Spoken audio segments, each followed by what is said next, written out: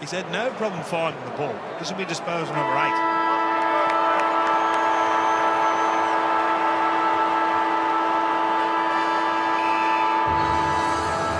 Long siren. Yes. Long kick. But you've got to be in it to win it. And Port are back in it tonight. Back in the top 8. After beginning the day 9. We are the power from Port.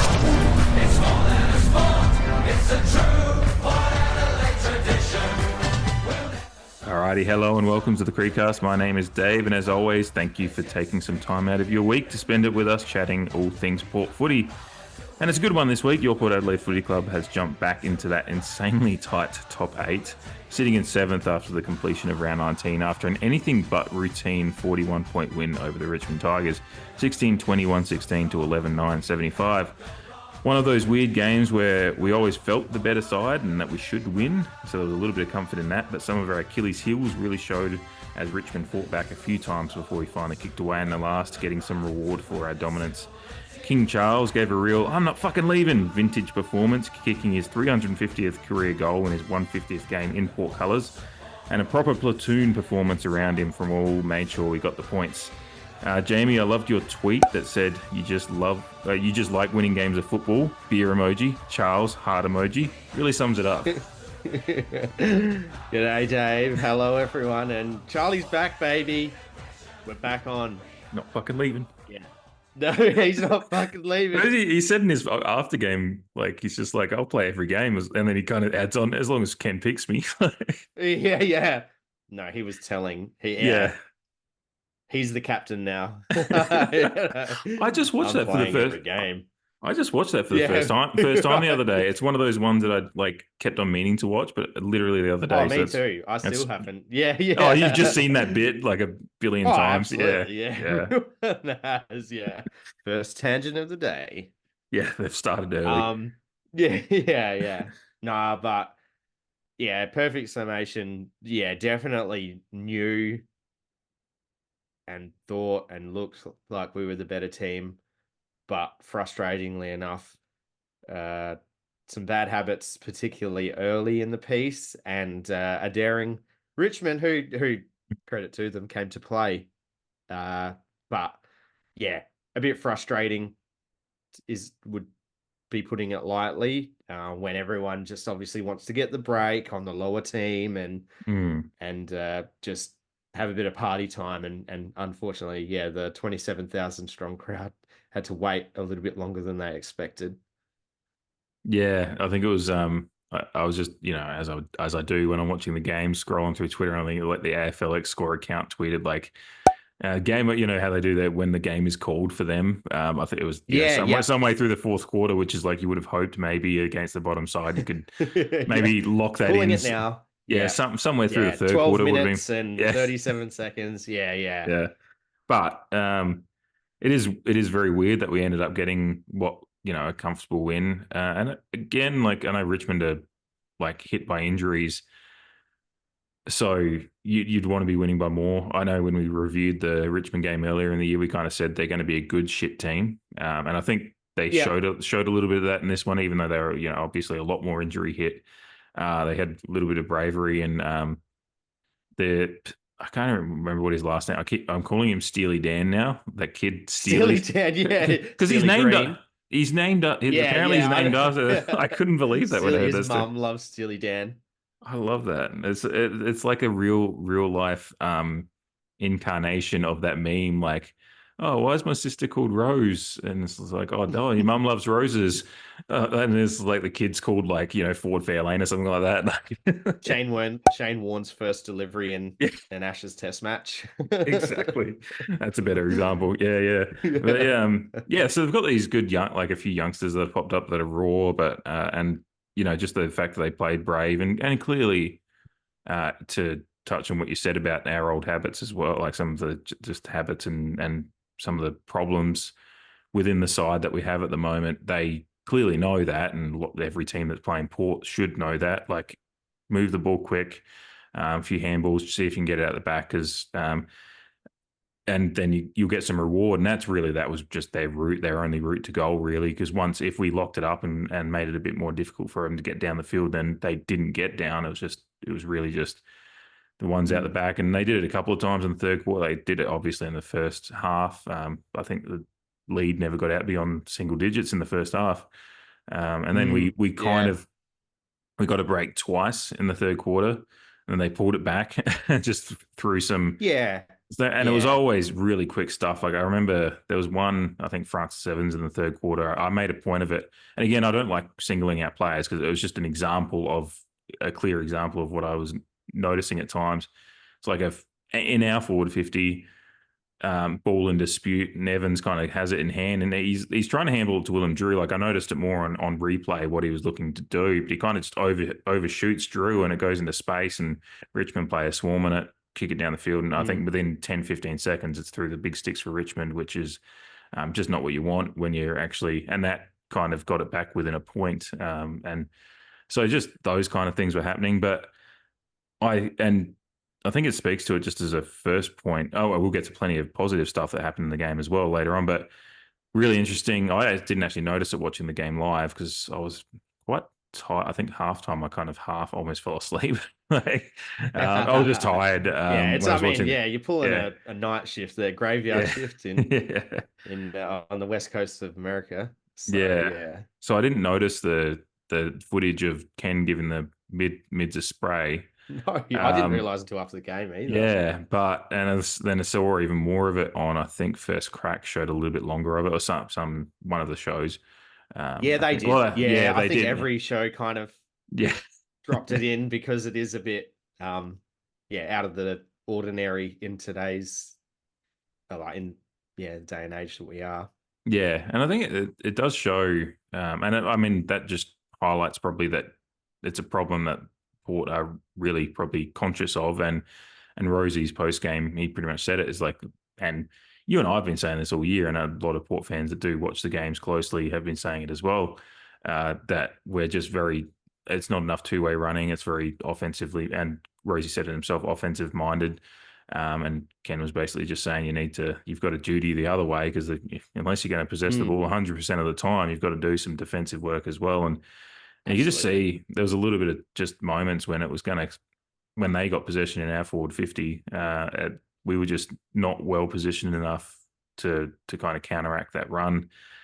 So it could be, something we really need to keep working on going forward if we're going to, one, make finals, and two, if we can try to have any impact in finals. It's going to be something that needs to, I don't think we'll fix it totally this year, but if we can start mitigating it a little bit, we'll be some step forward and then go from there. But it was frustrating because, and if you want to look at it that way, it is, ominous signs for the rest of the season. Like if that's, there's not long to go now, so you've pretty much got your game plan down.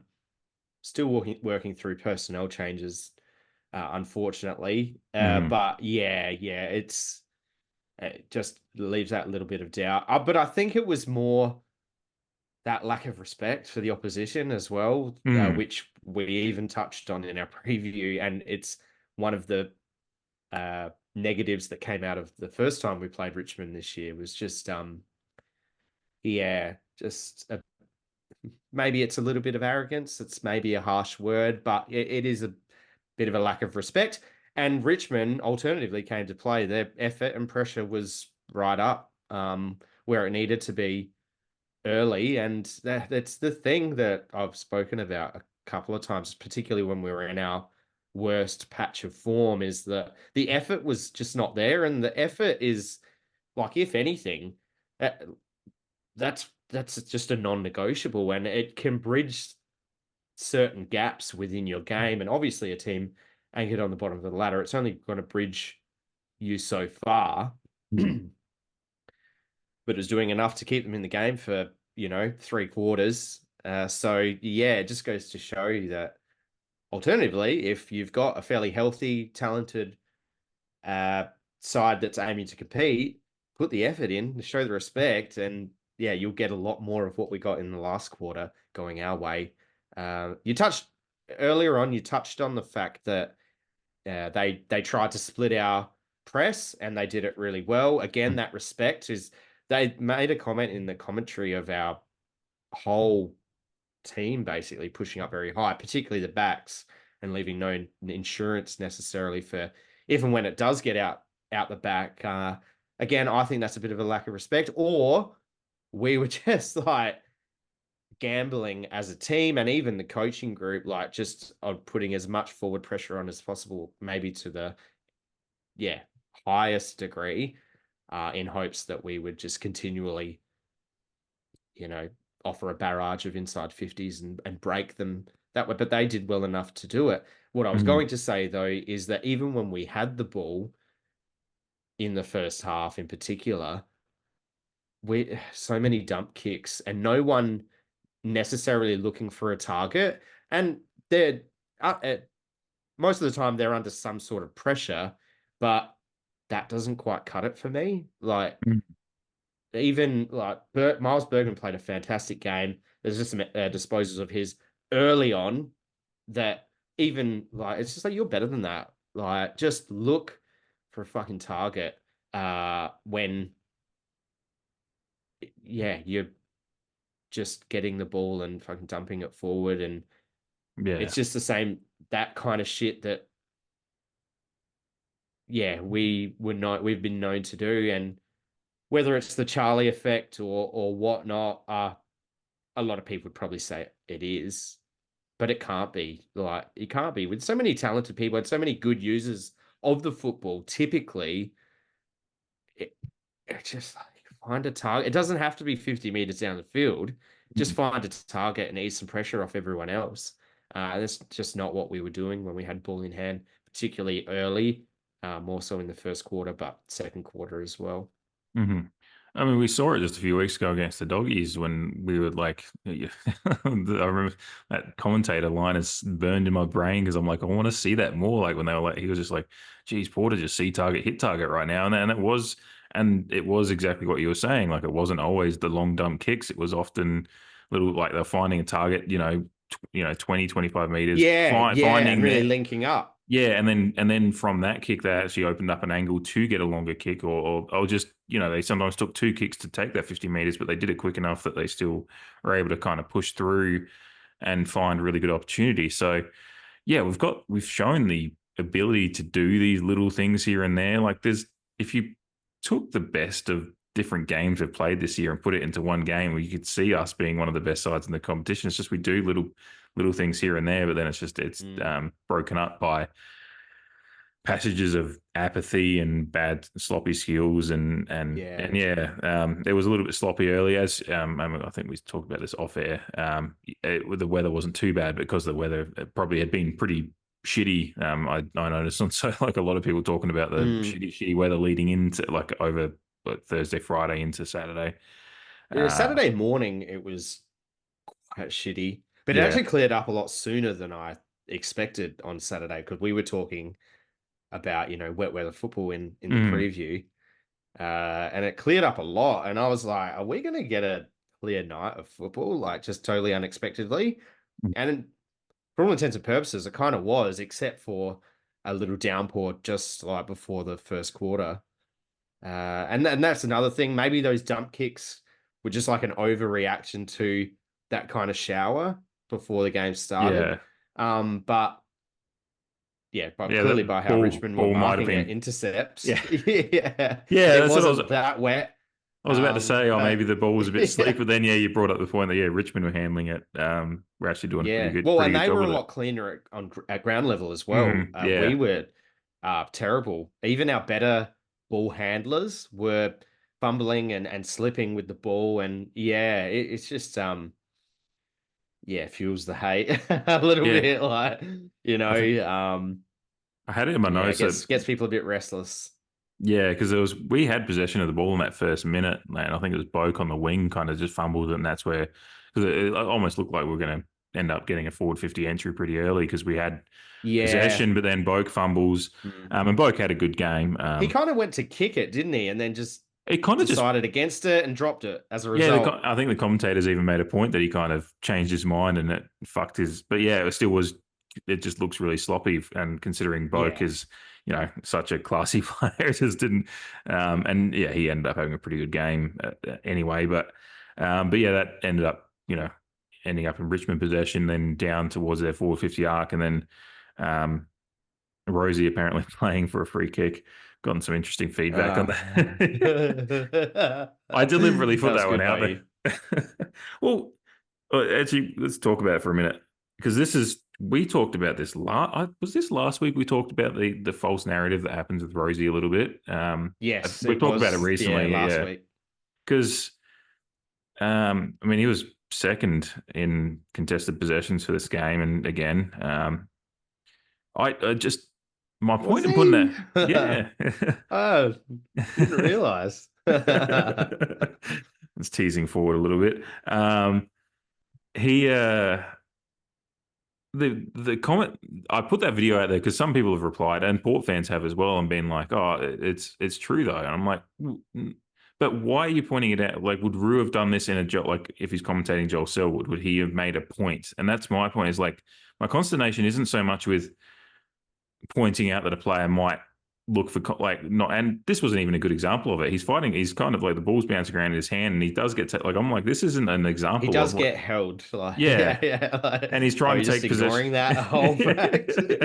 And he doesn't get up waving his arms around. It just goes on. So, I think Rue just had like notes, and he's just like, I'm gonna, if this comes up, I'll talk about it. And he just didn't realize that probably after viewing it a couple more times, he probably would have been like, oh, mate, that's probably not a good example of it. But I made this point I replied to someone on Instagram on the comments, and good, like, he didn't say anything wrong. He just kind of just said, oh, Rosie needs to harden up because he does do this a bit. And I said, well, show me a sport, a team sport around the world that doesn't, like, simulation, diving, whatever you want to call it, happens in all sports all around the world. The best players. Exaggerating contact. Exaggerating, because it is, sometimes you need to get, freeze, because umpires don't notice. Otherwise, I've had this. I've had this. Yeah, but this was an example of it. People do it. Like, yeah. Like every team. Like, if you just want to boil it down to AFL football, like every team has players who exaggerate contact, whether through necessity, like you said, or otherwise. So, yeah, it was a bit like earlier this year. I can't remember what game it was. I think it was the Carlton game at Adelaide Oval. Like, Jace Burgoyne, in my opinion, exaggerated high contact, or kind of played for it, like coerced the tackle high, and we got our first goal off the back. And I was like, he played for that. But at the same time, I don't care. Like, if we're going to be recipients of opposition players doing it, like, you got to level the playing field however you fucking can in such a challenging competition, particularly this year. Like, and that's leaving the point that it wasn't really that bad. Like, what he chose to go on, like what Rashido chose to, like, drop that little nugget on. It was just like, okay, yeah. And I just don't like this narrative around Rosie that he's like, because he gets involved in the contest. He does get his hands dirty. It's just like, people see these little bits and go, oh no, he's just, soft, flashy player that plays for frees. And that's the thing, is like, I've got no problem with criticizing a player that actually does simulate contact, that doesn't get it. Like, there was that example of, I can't remember who it was recently, that actually threw his head back into the turf and, like, actually made it. Okay. Was that a Melbourne player? Yeah. I'm trying to think. It was like, wasn't someone like Stephen May or something? No, it doesn't seem like that would be something he would do. But anyway, there was that. I think it was him. Oh, okay. That's why yeah. So, or if, a player like, because I think he got a high free kick, but no, like, high contact was even made. He just, like, thrown his head, and he grabbed his head while he was on the ground, and he copped some criticism for that. Yeah. That's the end that you don't want. I'm actually thinking, like, even back to when I was editing the first of the 2004 episodes. Go to the Patreon for that little plug right there that I wasn't planning. But there's one of those games, I've got the highlights in there of, like, where someone, like, hits Gavin Wanganeen. I'm doing quotation marks for those listening. And then the commentator's like, did he make contact? And then they show it slow motion, and like the fist has gone straight past Wanganeen's face, and he's thrown his head back. And like, they're like, oh yeah, that's what Wanganeen does. And it's like, so this has happened for years and years and years. Those are the ones like these days, and NBA brought this in a few years ago. Find them after the game. If you find examples of actual simulation where nothing, like there's been no contact and they've actually clearly just exaggerated something that didn't happen, give them a fine after the game, work out what would work within the CBA of the AFL, because obviously less money, because players in the NBA will get fined 20 grand and they won't give a shit. Yeah. But that's the kind of Make thing it that relative. that's the thing, because you're never going to get rid of it. This is elite sports around the world. Every sport, if it's a contact sport and there's penalties for contact within the sport, inevitably players are going to feel the contact in a place that they know. Like if they feel an arm go, hit their head, then they'll throw their head back to the side a little bit to make sure the umpire said that's just part of it. So, but yeah, again, this wasn't a good example. You're confirming the contact is made. Yeah. And, because even with 4 umpires, sometimes they're not in best position. So you gotta let them know. Didn't Logan Evans Being get held here. elbow in the head I've off just the been ball? punched in the head. Yeah. So yeah, I found that that's why I put the video out there. Not so much that I'm like, I don't have a problem like saying a player, and show me an elite mid that doesn't do it here and there. No, exactly. But it just I don't like I don't like false narrative forming, and that felt like Rue beating down on a player. Like if Connor Rozee played for Adelaide, he wouldn't have brought that up in that moment. No, He just wouldn't have. So yeah, it's just one of those things. It's just like it's perpetuating a narrative around Rozee that's just not completely true if you look into the numbers properly. Yeah. And that's just like that's what I put that video out a little bit, was just a little bit of me just having fun as well, and knowing I'd get a few Crows fans in the tweets. I was just like, woke up this morning, had a look at a few of the tweets back, and was like, look at their profile, Crows fan. I was like, yep, makes sense. Knew that was going to happen. That's fine. There was nothing really untoward. There's a few Port fans saying they agreed with Rue too, and I just go, well, that's your opinion, but just have a look into the numbers a bit more, and as well as think about the wider issue in AFL media is like, a lot of people out there unfortunately do kind of push a narrative rather than actually commentate the game, which is probably just a problem I have with modern day commentating as well. Well, and if you watch enough football, you realize even some of the better commentators or expert comments people, and how one week they're like, just absolutely calling the shit out of your game and lauding every single person that graces the grass. And then, like the next week, just certain aspects to the contrary of literally what they've done 1, 2, 3 weeks before when speaking about your team. And like, I mean, there's a few examples that come to mind, a bit like Hutto in our first Richmond game, and it was very Vic-centric, and you're like, you're better than that. Like, even Rashudo himself, like, maybe it was the Western Bulldogs game when he was boundary riding, or, the Freo game with the Charlie, the other Charlie game. And just really like loving it. And then, for whatever reason, whether it's the producers giving him a run sheet with some, quick stats or, one-liners. A little bit of professionalism coming back into the art form of commentating would be good. There's a lot of good ones out there. I do have a Dwayneism I'll bring up later. So I was going to ask, man, I wish, it happened again where I got like 3/4 of the way through the game, and I was like, oh shit, I should be writing these down. Like, it wasn't a gold class like Dwayne. It wasn't the Freo game. Some Dwayneism sprinkled throughout. Mm-hmm.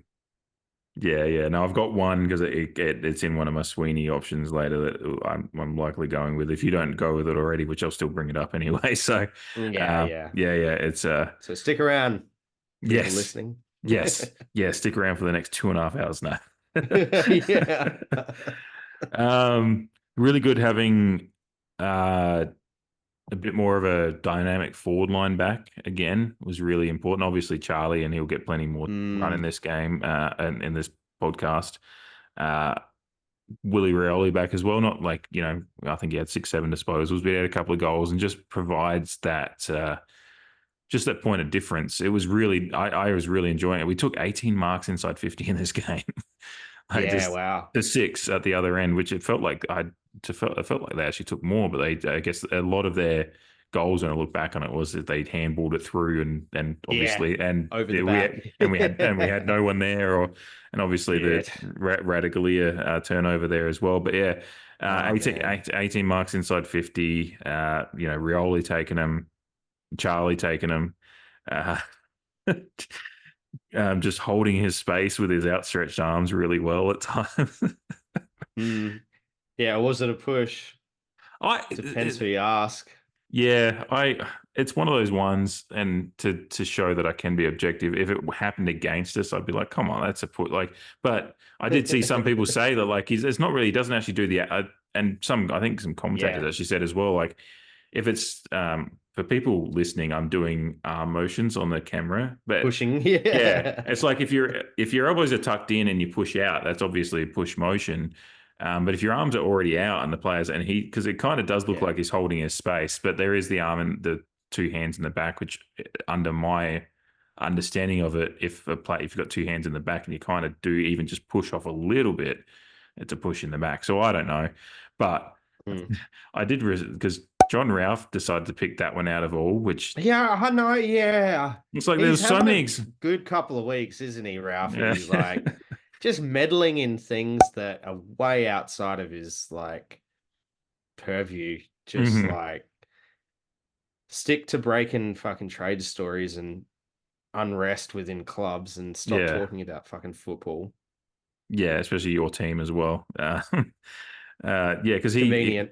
Because there was a couple of arm chops in the game again. Like I tweeted at one point, I said, "Did the arm chop gone the way of the dodo?" Because it's just like I think I noticed it. We've noticed it the last couple of weeks, and we've talked about it. Yeah, sure. One happened to Rioli, I think there was, and then there was obviously that end of the first half where it got the 27,000 strong booing quite intently, because you got front on contact on Charlie, and then it goes over the back, and then Willie Rioli catches whoever it was, clearly holding the ball. Broad holding the ball. Yeah. So you've got 2 free kicks there in quick succession. It's just like, well, Ralphie, if you wanted to be, show that you're objective, you could probably could have probably picked out one video that has 2 examples of bad umpiring in it. But no, you go you go for the Charlie one. Which I replied to him. He asked me to champion, which I think he's a bit of a masochist. So just sitting there.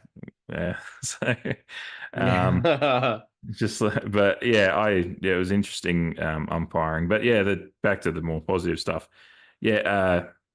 Charlie kind of silenced some doubters a little. I mean, I think we still know he's on the way. Like, I don't know if if he just finishes the year like this, then you'd start talking about, and then the Port Twitter would be up in arms if we started talking about another contract. But if he finished the year strong, then I don't know you were in a rock and a hard place, I guess. But for the purposes of this year, I think he's still at ground ball, not quite as good. Like I still noticed a couple of times. Yeah, I get what you're saying there. Yeah. But kicked 4 goals too.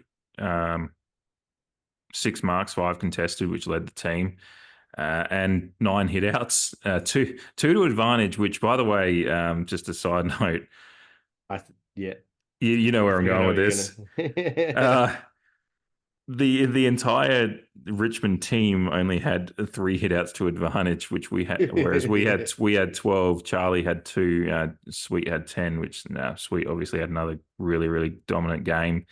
And then Curvis did go out injured, but he did play 3 quarters. So, and he only had 1 hit out to advantage. So Charlie, he pinched into the ruck. He was upfield a little bit here and there. I had a real good pressure moment that led to a goal for Mitch Georgiades, and just that's one of the best Charlie games he's had in a long time, which speaks to some of the criticism. It's funny when you put it that way. Yeah, it speaks to some of the warranted criticisms about the reason he was dropped was quite, apparent. He had 3 games goalless, was looking a little bit lost and sore. Really loved Ken's comment. It's a couple of good Ken things out of this game. Again, not being just highlighting, just being objective. Like Ken showing some parts of his coaching that he said in his post game, like, you know, what happened with Charlie. And he's just like, you know, sometimes you've got to pick a fight with a guy and work out if he wants to fight. To fight. I really like that kind of the way he worded it. It was just like, you know, I put it to Charlie, do you want to fight for the rest of your career here? Or like, what is your goal here for the rest of the season? And he basically challenged him to be like, either, you know, I'm just going to fade into insignificance or I'm going to find a way. And, you know, because they asked him about the weight, like the change to his body because he's lost 5 kilos. And he said, that's all Charlie. I picked a fight with him and he chose to fight and did some things. And yeah, I love that. And who knows if it's going to be he had Bolter on him most of the day, didn't he? Well, that's what I was going to say. And yeah, thankfully enough, like there have been some outlets who, while yes, we were playing the bottom side, a lot of these people have said like Bolter is a genuine matchup for Charlie, with Bolter's strength, size, and like obviously quite a number of years younger than Charlie. So if there was any like matchup on the field or, you know, like anything to kind of be pragmatic about in regards to Charlie's overall game on the weekend, it was a fact that he was matched up against someone quite capable and similar in size and stature to him, which kind of, made the effort overall that little bit more satisfying. I agree with what you said about the ground ball stuff. And look, we were probably very lucky to have that while it was there, in all honesty, for a guy so big and tall. Look, if the small forwards around him are doing their job, then there's not a lot of need for him to get his hands dirty at ground level as much as he probably used to, or midfielders if he's in that area of the ground. But yeah, loved it. I absolutely loved it. I actually said to my brother's girlfriend who was sitting next to me at the start of the game and just watching the warm-up, and I just said, I hope Charlie has a really good night tonight. And then just manifested it for him. Really happy for it. He obviously built into the game as well.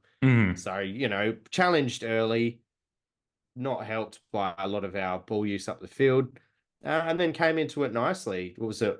1 goal in the second and third, and then 2 in the fourth, or something like that. I think, now I can't exactly, because he kicked the push one that we were talking about earlier was the first goal of the fourth quarter. And I feel like, and then he kicked one, I think he kicked the last goal of the game too. So that probably tracks right. But yeah, it was he took that contested mark in the kind of in the pocket there. He actually took one in both pockets, like and like really good strength and good hands as well. Because there was the one where he kind of every time he takes those ones where he juggles it a little bit and uses his one hand, I always look back at those videos of him and Chad Corns doing their little ball handling drill. Which I love watching. I love watching that ritual. Yeah, because it's just Chad throwing footies and he's just one hand mitting them, which balls at him. Yeah, and he's just catching it one handed. There's a quote I wrote down from one of the commentators. I reckon it could have even been Dwayne. Oh, it was when I think he ragdoll tackled someone, and one of the commentators. He flipped him over. Yeah, he just threw him down. But somehow the players legally as well. Quite a number.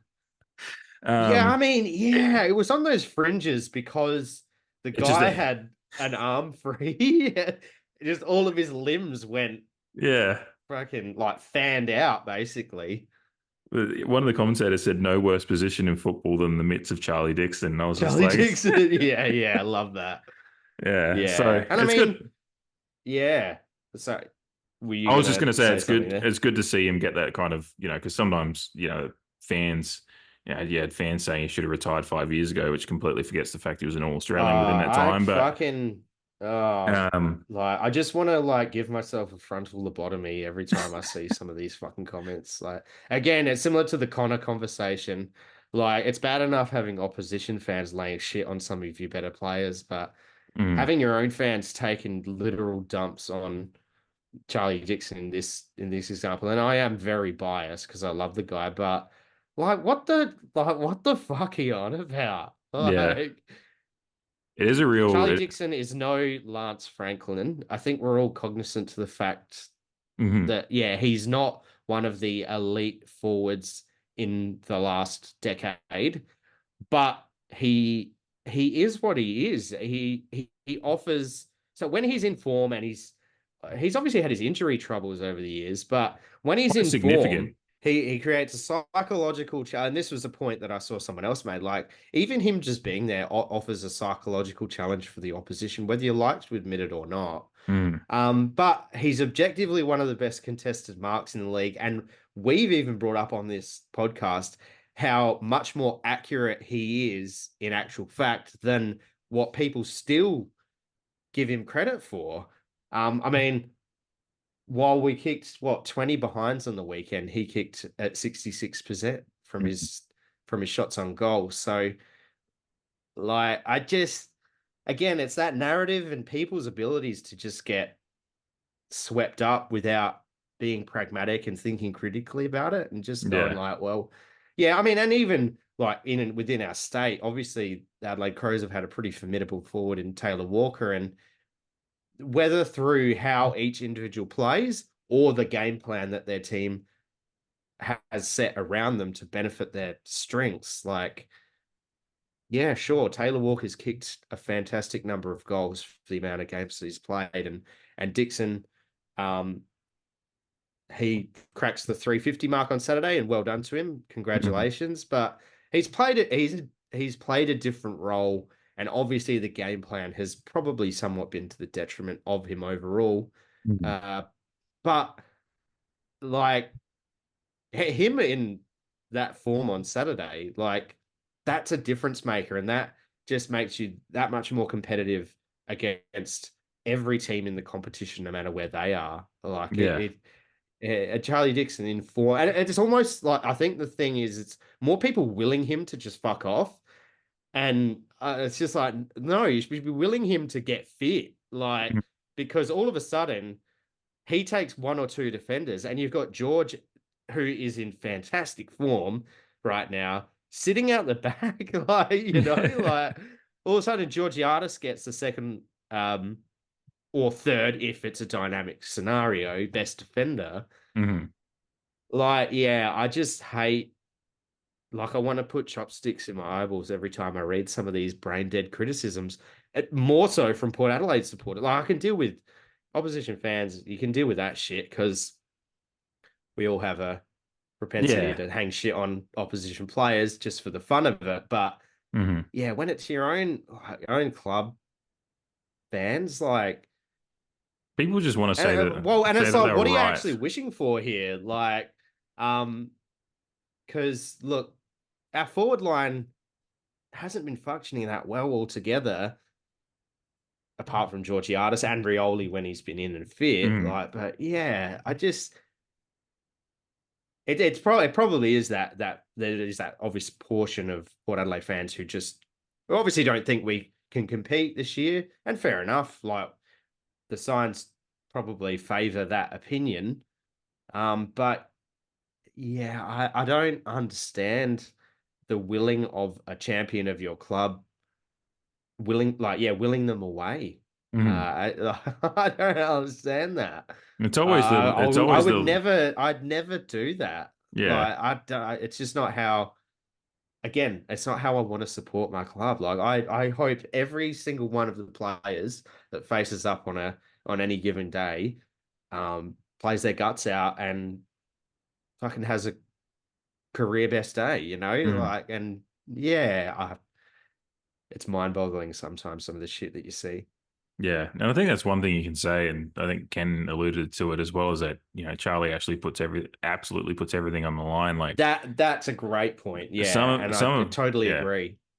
Some of the attrition his body's gone through over the years, like, it would be pretty easy to have, and he's mentioned it himself. I still remember going to one of the talking footies at the Port Club back in the before any of the precinct stuff was done, in the old dining room there, and it was him and Peter Laddams, I reckon. I've got a picture of Andrea next to him, and she comes up to, like, their bicep, basically. Two tall lads there. Yeah.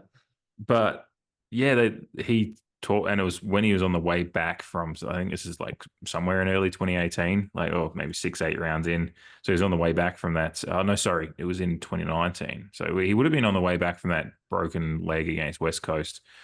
I think. And he kind of just talked about the mental battle of it as well and how some dark places he went to in the recovery. Yeah. And so it's the thing, the physical attrition of injury is one thing, but the mental battle is another. And he does seem like he is a combative bloke. He's a nice bloke as well, but he does seem like he notices criticism, and sometimes probably I think he takes it to heart in a good way, but also notices like he kind of just carries that chip on his shoulder because he probably sees or he hears secondhand some of the way he's talked about, and it wouldn't sit right with me if I was an AFL player. So it totally makes sense, and so the fact that he's still going out there and putting his body on the line and letting himself get beaten up and going into the ruck as well and having he was in the ruck a fair bit for this game. So he was the other option to Jordan Sweet. So and he battled well and played as well as any of the Richmond ruckmen as our second ruckman. So yeah. He had a decent as second ruck coming up against Samson Ryan. It's I wouldn't say it's a free hit. That's probably a bit too disrespectful, but it's a nice easing back into being the chop out ruck. Yeah. You kind of touched on it as well, like the opening up for Mitch. He had another good game coming back from suspension. Where I scrolled down and I've lost my note because I had a little bit about Mitch. He's got 30 goals now in 14 games played for the season. So he's basically averaging just a touch over 2 goals a game, which we haven't had a forward do that too much over the last few years, particularly the fact that he's kind of been coming back from ACL injury as well. So it's not like we expected him to be great straight away. And he did have to work his way in. Yeah, I'll put my hand up. I didn't expect him to be anywhere near how he's performing right now. Mm-hmm. Yeah, no, I'd probably say the same. I would have expected him to come in and kind of build back up and hope for likes of Marshall and Charlie. If I'm thinking back to the start of the year, I'd hope for one to 2 goals, like 1 to 2 goals a game on average. But yeah, to be kicking on average 2 goals a game since you've returned, like, and I feel like it's been getting better as well because he was held goalless. I went back through his games for the year. He's been held goalless in 3 of them, which one of them's the showdown, which obviously was just a shit day all round. The Hawthorn game, and then St Kilda. He was your watch for that game too.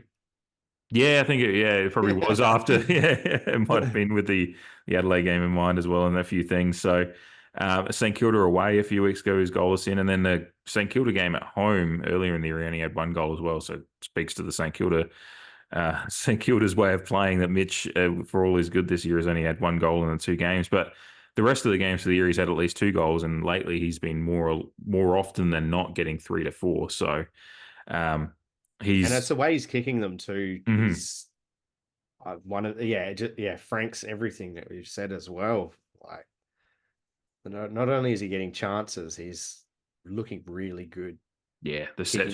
He had another set shot on the weekend that was just really, really nice the way it was shaped in, and he's getting a lot of those, and it doesn't matter where he is. Like, I mean, his accuracy. I wish I'd actually gone through and done his accuracy numbers for the year as well, but he feels reliable again because he started off quite reliable when he first broke into the side, and then he got that weird case of the yips as it led into the ACL injury. But yeah, his form's incredible, both in the fact that he's finding the opportunities to kick them, but then kicking them as well.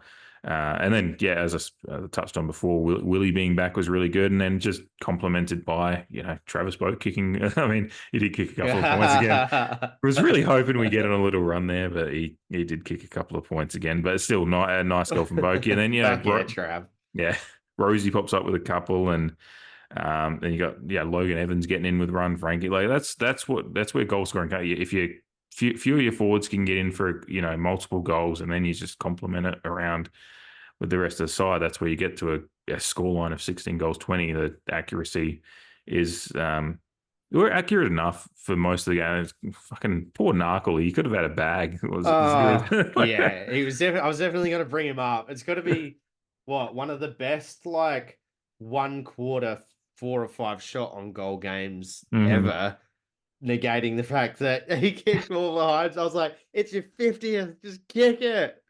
crowd's going to go nuts. Yeah. Especially even that one after the siren at the end, he got the distance. He just didn't have the Oh, accuracy. Like yeah. it made it comfortably, reasonably. Mm. Again, he was noticeable though. He came in at 8 Yeah, disposals. I was and going to say that too. Like, he's unlucky to start as a sub. It's just probably by how well Frankie Evans did coming on as a sub last week. Mhm. And I don't think Evans let himself down in that regard with this game either. No. But yeah, Narkle just a bit. Yeah, it's really unlucky situation to be in that sub. Just make it 5 on the bench. Yeah. But then came on and had an impact. Oh, yeah, it just would have been really good. Even just kick one of those in your 50th. Like, yeah, that one that he had on the run that probably should be kicking. Like that was the one. Probably a few of the others were kind of like a snap, or I'm trying to actually think back in my mind. But yeah, and then that one from after the siren was a tough chance.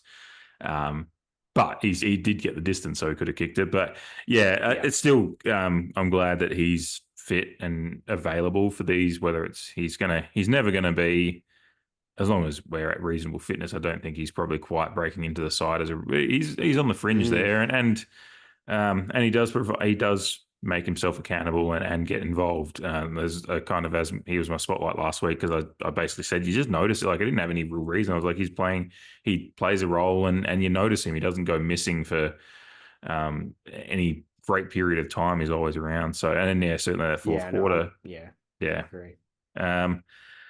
What else we got here? I don't think I was just grabbing my phone off to the side here and just trying to see. I don't know if you've seen anything come through, but I haven't seen anything about a Rising Star nomination yet. No, every Port Adelaide fan is keeping their eye on it. Yeah, so we are recording this. Twitter up on my second screen and just I think they announce it not long before AFL 360 comes. Yeah, goes live. So maybe an hour. Yeah. So he again is showing maturity beyond his young years. I picked out a moment that I just thought it's not a Sweeney or anything. So but I wanted to pick this out when he kicks a goal because he gets that 50. I love that when Kazitsky punches that over the boundary, Evans has immediately got this look of disgruntlement, and he's turning arms out to the umpire, and it's just like his head is in the game. He means business. Yeah, and he's got he looks like he feels like, because young players coming in can sometimes be a little bit awestruck and just like, I'm just going to get my head down, do my role. Another player might have seen him do that and not really reacted at all. And I think it was that obvious that the umpire would have given 50 anyway. Oh, it was dumb. Kazitsky that was a weird one, wasn't it? For himself this year. Excuse me, like a player coming into a new side. Mm-hmm. He obviously got canned by Hawthorn. Hasn't really lived up to his potential thus far. Just stupid, and just such an easy one for the umpire to pay.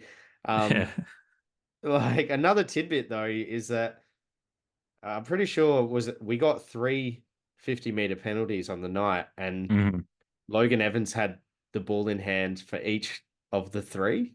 Oh, was it? Did you notice that? I'm pretty sure. I definitely noticed 2 of them, because there was a one in a defensive pocket. Was there one down there? Am I misremembering? I can't actually remember the other 2 apart from that one, but all I remember is on the night I was like, Logan Evans has had the ball for each of these 50-meter penalties. It's just an interesting chain of events. Yeah, another guy that's just involved in the game. Yeah, that part that was funny for me, because I watching it back today, watching the punch over the line. I'm pretty sure that ball almost brained Falcons, a Richmond supporting kid in the crowd too. Yeah. But I love that Evans is just. I love that Evans is just involved in that way, that he's just he looks like he looks like a 23, 20. I mean, physically he looks like an 18-year-old, but as far as the way he carries his body on the field, he looks like he's of the ilk of Rosie and Butters in how he's reading the game, and he's just comfortable within your own skin. You know your game, you know your role, you know how you want to impact on the game. Yeah, it's He's playing outside of his role at this point as well. Like he's adding to his role. Like every Yeah. week, I think the coach is going, "Oh shit, he can do that as well." Okay, like yeah, Yeah. it's incredible. Like yeah, he should be getting that rising star nom this week. He might pop up again later on. So I'm not trying to tease too much into some of the other facets of the game. Yeah. But I think I saw someone say that Watson from Hawthorn might get a look in for some of his feats Mm. up forward in the last couple of games for Hawthorn. But yeah, I mean, yeah, Evans is putting a good body of work together early yeah. in his career. Yeah, and at both ends of the field, which is incredible. So he's kind of, it must be fun. I wonder, like, I mean, Boak obviously he's a good leader and a good bloke. So but Boak must be looking across the locker room and going, fucking, he's got as many goals as me already this year. Yeah. And he hasn't had to work Bogey, nearly. that's on you, mate. Yeah, Fucking exactly. put the ball on your boot properly. Oh, no, it was a really, I guess looking, I mean, it's a lot. There's a lot of good stuff in the game. We're focused on some of the negative. It was again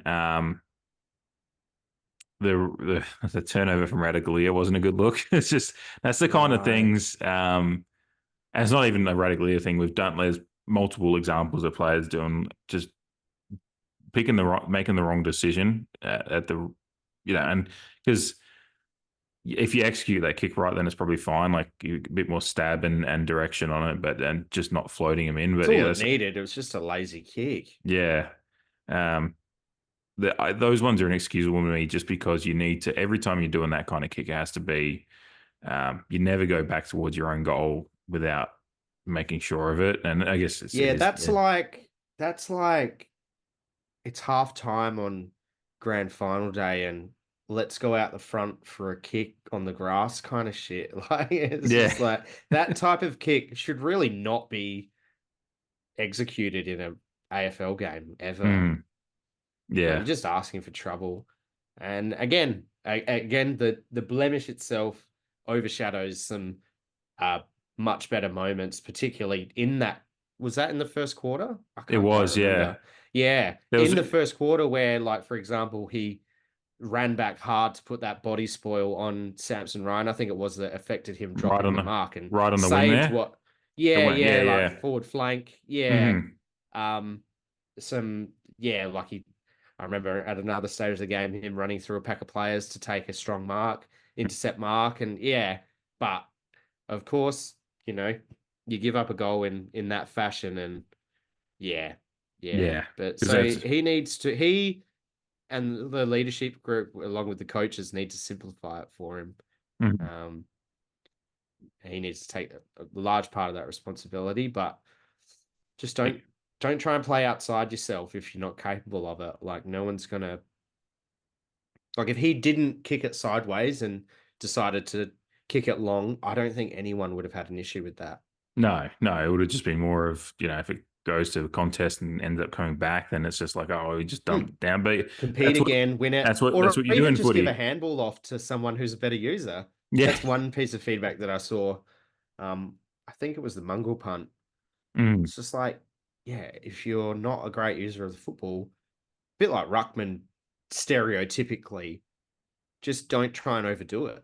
Yeah. It's like we've said it about the whole team at stages, just keep it simple. It's definitely what he needs to do. If he's going to stay in the side for the rest of the year, which look, he probably will be. The coaches want him in the team. He can't be giving up a goal or two a game through his own errors.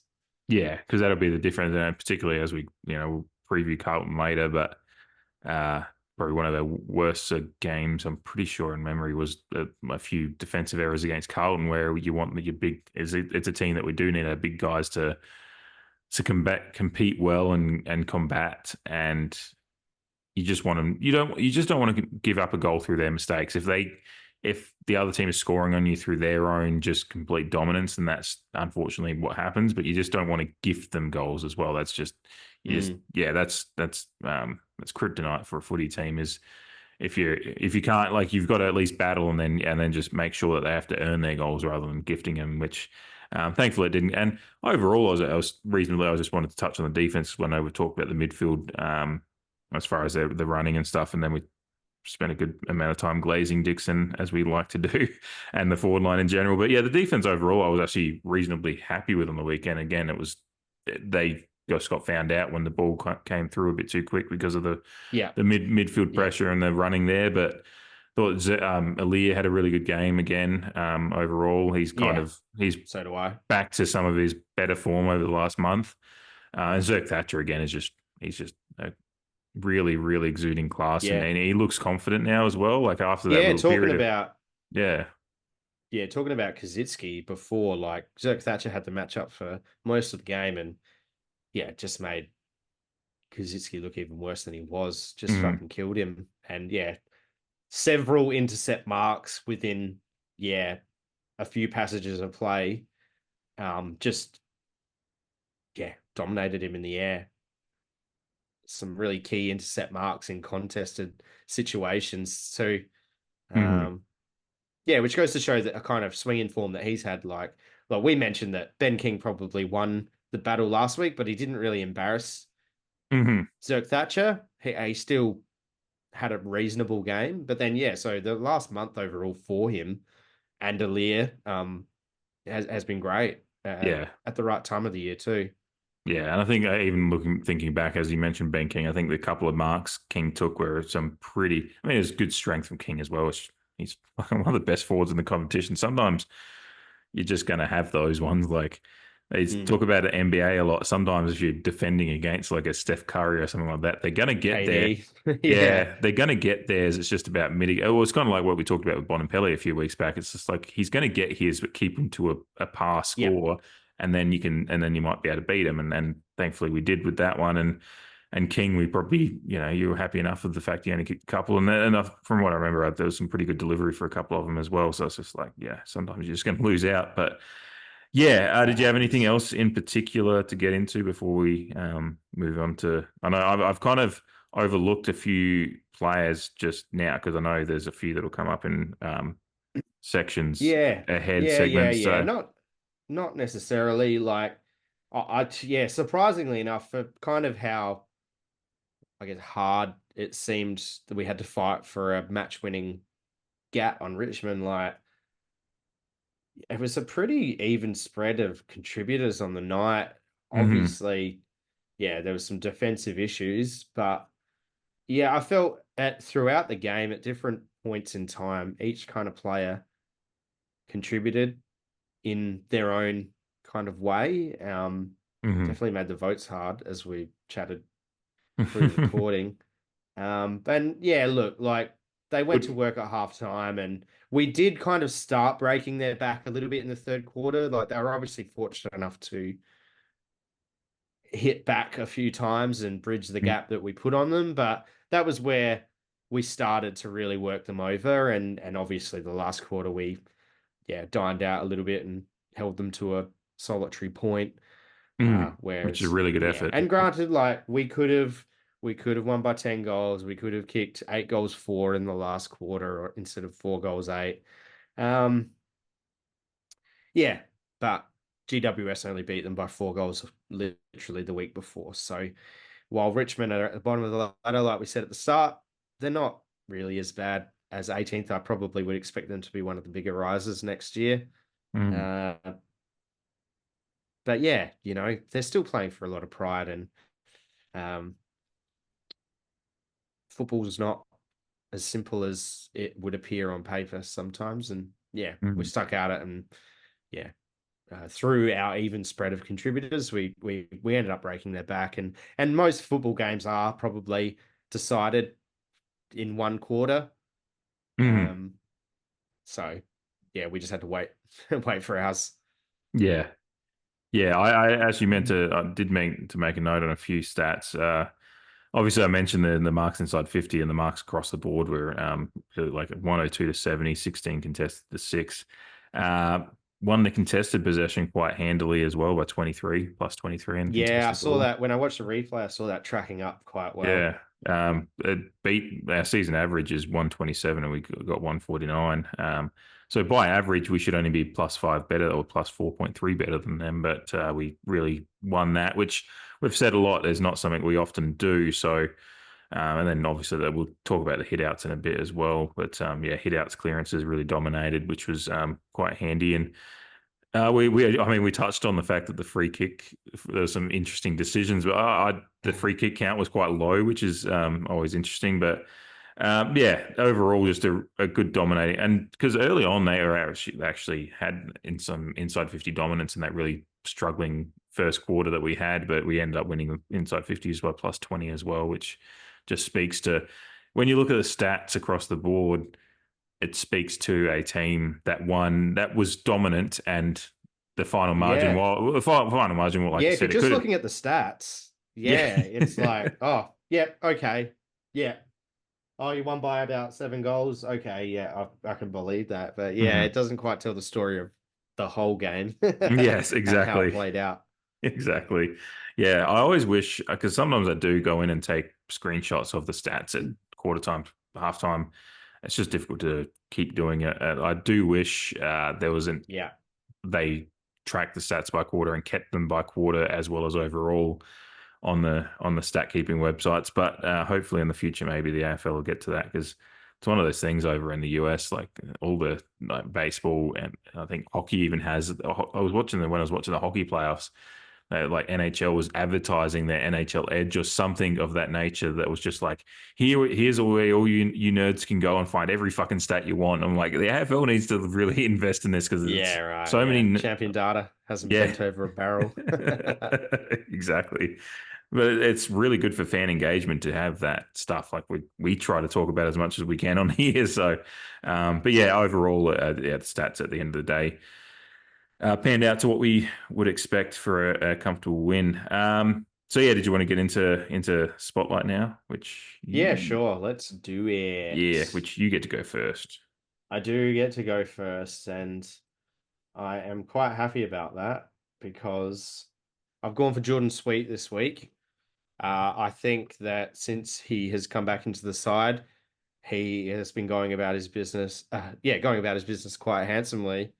Uh, the eye test early in the game probably suggested that Nankervis was putting up quite a genuine fight, and they are a slightly different type of ruckman. And to be fair, I thought Nankervis's strategy early was quite interesting. He was trying to obviously like punch it forward, more so than hit it to his midfielders.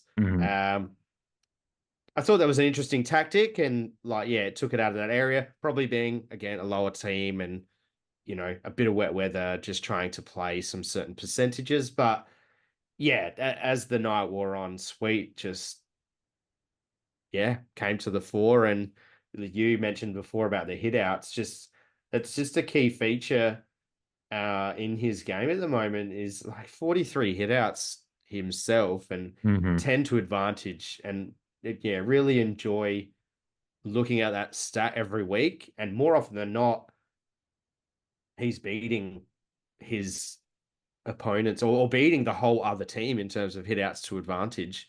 You've already touched on that, but like his work at ground level as well, his support for teammates, some of the 1%ers that he's contributing. There was it first? Oh no, it might have been AFL 360, potentially even last week. Kingy was talking about how like ruckman nowadays, like hit outs are a nothing stat. Hit outs to advantage are obviously important, but when it gets outside the ruck contest, like ruck craft, you need to be able to impact in some way. And different ruckmen can do it in different ways. You just need to be able to impact in some regard. And I feel that he is doing that. Like we mentioned, was it the St. Kilda game? He led us for tackles, for example. And I saw him getting his hands dirty at ground level again on Saturday. He had 5 tackles in this one. Yeah, there you go. Yeah. 9 disposals, but he made sure of them. He went just under 90% efficiency. Yeah. Got some Essentially clearances eight of the himself. 9. Yeah. Yeah, exactly. So I just think that he's putting a body of work together that would suggest that say that we don't have 5 weeks left, and this is the halfway point of the year, and Soldo was looking to come back at some stage soon, which it looks like he probably isn't. Mhm. I think that he would still have to work for his place at the way it sits now. I'd But be I I'd be think, mad if Soldo came straight back in without a thought. yeah, I thought, absolutely. yeah, Yeah, me I think too. Sweets Yeah, earned I agree. the battle. Yeah, I'd be very disappointed if the Mhm. coaches made that call. But again, yeah, I think he can find some comfort in the fact that the ruck position is his for the rest of the year, and how Mhm. far that goes is left to be determined. But yeah, that's his spot. He's owning it at the moment. I think Moyle last weekend gave him a good challenge, but I think at the end, at worst, he probably broke even with Moyle. Mhm. I would say maybe a bit biased, but I'm pretty sure looking back at the game I think it. objectively and the stats, I think at worst breaking even. Mhm. Yeah, and look, And sometimes obviously that's all you need to the do. week before he gave his old team a bit of a bath. So Exactly yeah, right. Yeah. his body of work the last few weeks is Yeah, and pretty good. yeah, that's one of the more pleasing things is he's not just doing it against second ruckman or Mhm. underdeveloped ruckman. He's doing it against some of the champions of the game, like Nankervis, English, like you just mentioned, Rowan Marshall, although was in a 50-50 split against with Mhm. St Kilda. Yeah, he's doing it against some decent opponents too, which is fantastic. Yeah, yeah, and he's moving because we're probably being conditioned over the last few years to be really worried about the health and mobility of our ruckman, and it's just nice to see one that's Yeah, dropping uh, like flies. yeah, Yeah. yeah. Like I loved Scott Lysett, but that last year of watching him try to move around the field was just yeah, He's speak. already dead. Stop, stop. Stop. Oh yeah. Yeah, no, it's a good pick. That was actually the one I had down as well. And I like, as you said, Jordan Sweet, I was like, oh, who? And I was like, I don't have it at someone else, but I did have a couple in mind I was thinking about earlier. I'm just going to throw, I know I've probably given him a spotlight here and there over the last few weeks, but there was a couple I was going to go with, but there's one that's in my vote. So I'll save him for then. But Bergman, I think just continually, Yeah. I did get I think Oh man. Nathan Watson on Twitter, shout out to him. He kind of shot a quick G'day, message. Nathan. Yeah, he shot a quick message after the game, just said just a few thoughts, and it highlighted kind of similar to what you were saying about Bergman a few weeks back when you had him actually as your watch about wanting to see him more located, roaming around the defense. And yeah, Nathan said the same. He said, I just want to see him stay there. and he is Oh, really playing his best footy when he's both taking those marks in the defensive 50 or across the ranging across halfback. And then springboarding the attack as well. And as you said, he had a couple that were a bit rough early, but overall he had a really good impact on the game. He took 8 marks. I think he had 400 meters gained. I'm just scrolling down. Yeah, 405 meters gained, 86% efficiency as well. So just and where is his score involved? It's only a couple of score involvements actually, but just overall the kind of game that we want to see. That Bergman at his best that we've seen him in Port Colours has been playing this kind of role, and it yeah, I wasn't love an it. exceptional high disposal, no highlights and goals or anything like that, but just taking 8 marks across halfback and it contributing to the defensive effort with when you've got the likes of Ilya and Zerk Thatcher taking their marks as well. It just really complements, and the defense has been better Mm. across the last Yeah, 6 weeks yeah. since he's gone back more into that role. I like the structure. To be honest, a lot of the aspects of our team makeup on the weekend I really like, and Hmm. it's kind of getting to that area of how I would like it moving Hmm. into the pointy end of the season, the structure that we have. Like we didn't seem too tall on the weekend, and although the back line was fairly tall. But yeah, Bergman, it's just his spot. Like he's got a Hmm. bit of dog about him. He's a bit relentless in the contest. Like he doesn't give up, but he's also fairly smart. He's fairly clean. Hmm. It's just yeah, yeah, and yeah, keeping keeping some players out. I would say if we're fully fit. Yeah, well, especially when, for the likes of Logan Evans coming in as well. There's a few players that are on the Mm. out suddenly that are going, shit, if this side stays fit, like, I don't know how we're getting in. Yeah, Um, well, Lockie Jones has to work his way back in. Look, unfortunately for him, yeah, it's not much he can do about being knocked out and injured in yeah, recent times. But yeah, it's, I guess, a bit of a positive that we have in selection. Ryan Burton has to apply his trade in the just Magpies. thinking So Ryan Burton's just suddenly like on the outer and fairly decently on the outer at the moment with the way the players that are in are playing at the moment. That's interesting just, topic that we might discuss a bit later. Yeah. yeah. Um, Yes, but interesting. yeah, yeah, because I No, do. Yeah, just yeah, I don't see Ryan Burton coming back in for the rest of the year. I can't. Like, unless, if we get hit by injuries or they do want to swing a magnet up forward, it's just, Yep. that's really his option now, I think, with the way some of these guys are playing down back. Um, it's kind of, that's a watch on the outer, but what's your watch for Yeah, yeah. watch Watch for the from the game? weekend. Yeah. Yeah, yeah. Look, like I alluded to before, a lot of contributors I felt in It was a like hard one. respective parts of the game. We obviously had some people who contributed at a high level throughout the whole game, but some people took their moments. People, yeah. So I kind of have to go double up with yours from last week and go with our mate Ollie Lord. Hmm. Again, we love the guy, love what he is capable of and what it looks that he will evolve into, but he's just not getting involved. Like, he's just Hmm. getting stuck in no man's land. And I don't know if it's by design that he's kind of trying to stretch the field a little bit, take a defender away from the contest for the likes of Georgiadis and stuff to relish in. Hmm. But I mean, his one goal came from a free kick down the field, and like I think he was involved in a passage of play where he kind of got dirty on the ground and then handballed it out, and I think it created a chain of possession forward.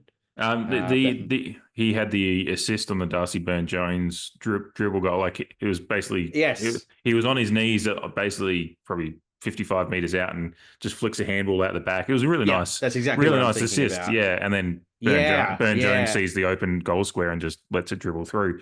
does So the yeah, business. a good little bit of play shows kind of the nous that he has and the athletic ability he has. Yep. But yeah, it's just few and far between at the moment. Yeah, unfortunately, and like that's why I was interested to see whether they'd put him in the ruck as Hmm. well, with Finlayson being ruled out for the rest of the season, just to get him around the footy. But they chose not to. They chose to go with Big Chuck, and yeah, he suffered as a result of it, and ended up getting subbed out. So I don't really know. Like, this weekend will be telling in regards to how Charlie backs up Hmm. for the second week and what we do going forward, because they probably want three tall forwards as a starting point. Uh, you know, maybe not all at the same time on in that forward line, but they'd want, I'm pretty sure, just by how our selections have been going this year, they'd probably want three tools. Hmm. But who knows what will happen with Marshall? And then, so it's kind of like, and if we assume that Charlie continues in a similar vein, or he doesn't have to kick 4 goals too every week, but Hmm. let's just assume that he stays in the side for his presence and whatnot. Yeah, Lord and Marshall probably fighting it out for that third tool position for the last 5 weeks and hopefully plus Yeah, because the rest of the year. Mitch at this point has locked his spot in for the rest of the year, however long it lasts, with his form. And yeah, as long as he's fit, he's one of the first. He's probably the first name on the forward line team sheet alongside Willie Rioli, or when Willie's fit, because he's been one of our best this year as Yeah, well. Obviously, just 6-7 weeks that he's missed was rough, but yeah. yeah, obviously If I leading could in. just take a side note on Yeah, yeah. Willie, Mm-hmm. sidebar, if you Mm-hmm. will. You mentioned earlier about how like it's kind of lower on the disposals end, but I know it wasn't in a negative light or anything like that. Mm-hmm. But it was a game earlier this season. It might have been the Geelong game, and Jordan Lewis was like, "It's the best 9 possession game I think I've ever seen," kind of thing. That's the present, and it's the presence I think that I liked both with him and Charlie, both coming back into the side, it's that scare factor. Yeah. Like Willie, he doesn't need a lot of the ball, but in typical Rioli family, like with the name that comes along with it, they don't need a lot of the ball to make you hurt. And that's what I love about him. And he's 4 shots on goal, split at 2-2. I meant to mention it earlier when you brought up his name. Just get it in his area, and good things generally happen. It's really good to see him like find different ways. Like obviously he'll sometimes take a mark on a lead, or he'll obviously do some ground ball work and get some stuff in general play. But that goal that he kicked, he ended up just snapping it around the body. I think Dwayne was like, that was pretty nonchalant. It was like shelling peas. The mark, kind of contested mark he took to kick that goal, working his defender and just able to body off him was really good. So he looks.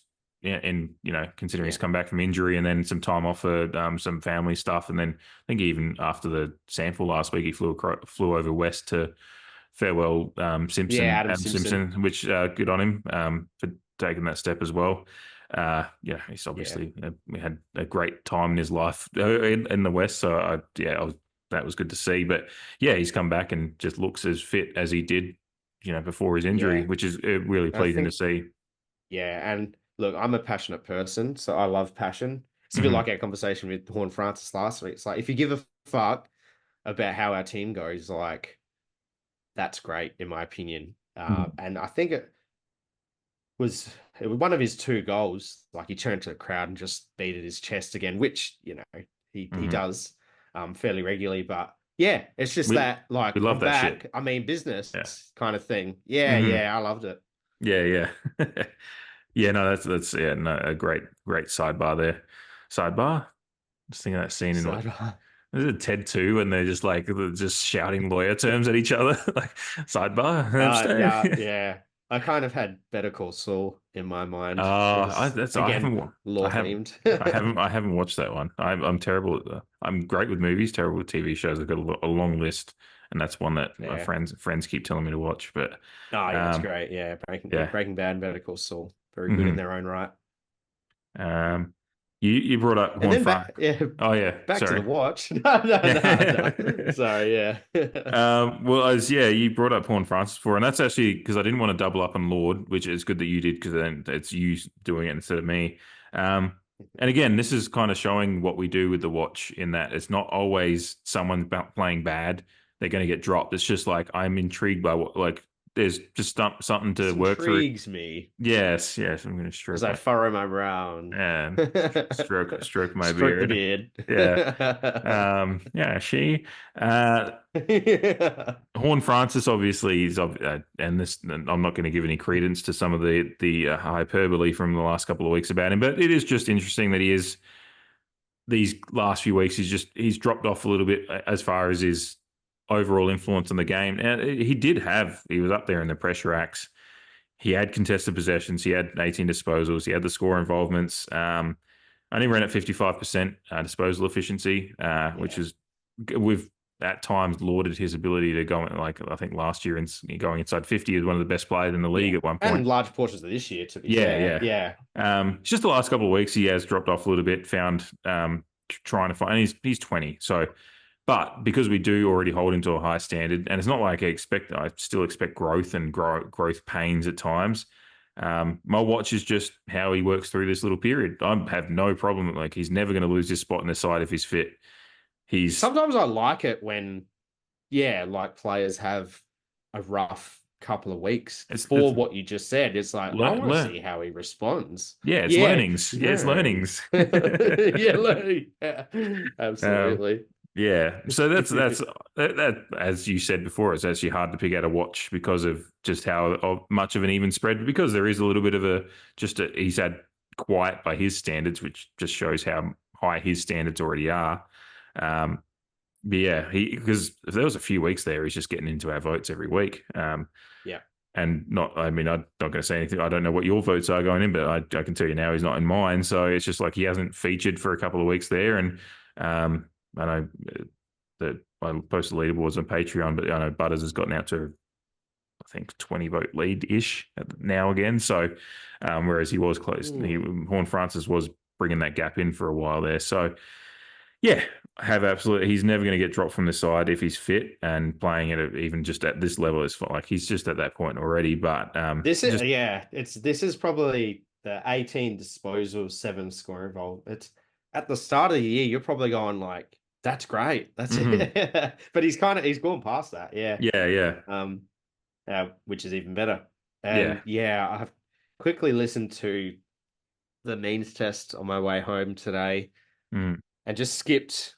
I mean, playing Richmond, not getting much chat. Port Adelaide. So but David King was talking about like who's every team's like third wheel, or like who's, it's good to have 2 gun midfielders, but who's the third guy who's going to give him a chop out? And he's obviously running through other sides and their makeup, and obviously he's got Zach Butters, he's got Connor Rosie, but like who's the third there? And like Jason HORNE-FRANCIS, he's a great player, but his last great game was probably against North Melbourne in round 11, and I'm like, that's a stupid call. Like he's had many good games since then.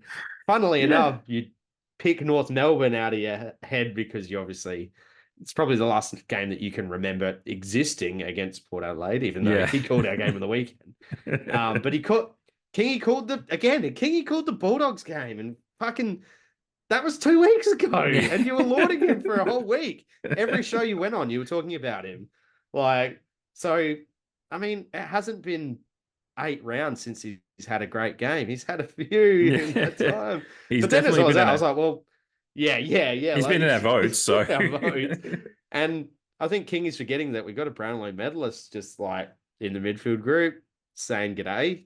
Like, and playing, I think playing pretty good footy. Rosie and Butters. That's before we even get to fucking Willem Drew as well. Like it's just I know. I heard it. I was like, what about fucking Willem Drew, Kingy? Yeah, just wish Jonathan Brown was on the 28 on that. Yeah. Wish Jonathan Brown was in the studio, just be like, Groit. Yeah, the Groit flyer. Oh, geez. I guess it goes back to what we were saying at the near the top of the show with the comments about Rosie. It's just they just float with the wind sometimes. It's just and just completely forget the points they've made. A week These previous. are people that are paid to do it. I get that. Like, even as a footy analyst, there's no possible way you could watch and dissect 9 games of football every week. And so a lot of what you're analysing, you probably have only watched a KO Mini's worth of footage or something like that. But yeah, like I said, he called the Bulldogs game. So there's no excuse like in that regard. Yeah, because that was the one that he was having a good time with the Dan Houston kick, wasn't it? Yeah. He started slow. Oh the Dan Houston, the number 1 kick. Yeah. That got another run on the weekend. It did, number 1 rated in the competition. Yeah. Oh, we know this. We know everyone knows it. Oh, that's good stuff. All right, we'll get into our segments now. Before we get into all the fun of that, we'll go just quickly touch on the winners from last week. So for the goal of the week, I think it was pretty just tugging at the heartstrings a little bit. That was close, but the Boak's first goal for the year that Jamie nominated. That one for the go over the Jordan Sweet snap, as I put it on. It was a good one for the wordplay. Sometimes I find it quite difficult because sometimes I'm just tired, so I don't think about it too much. But I was like, oh, that one's right there for me.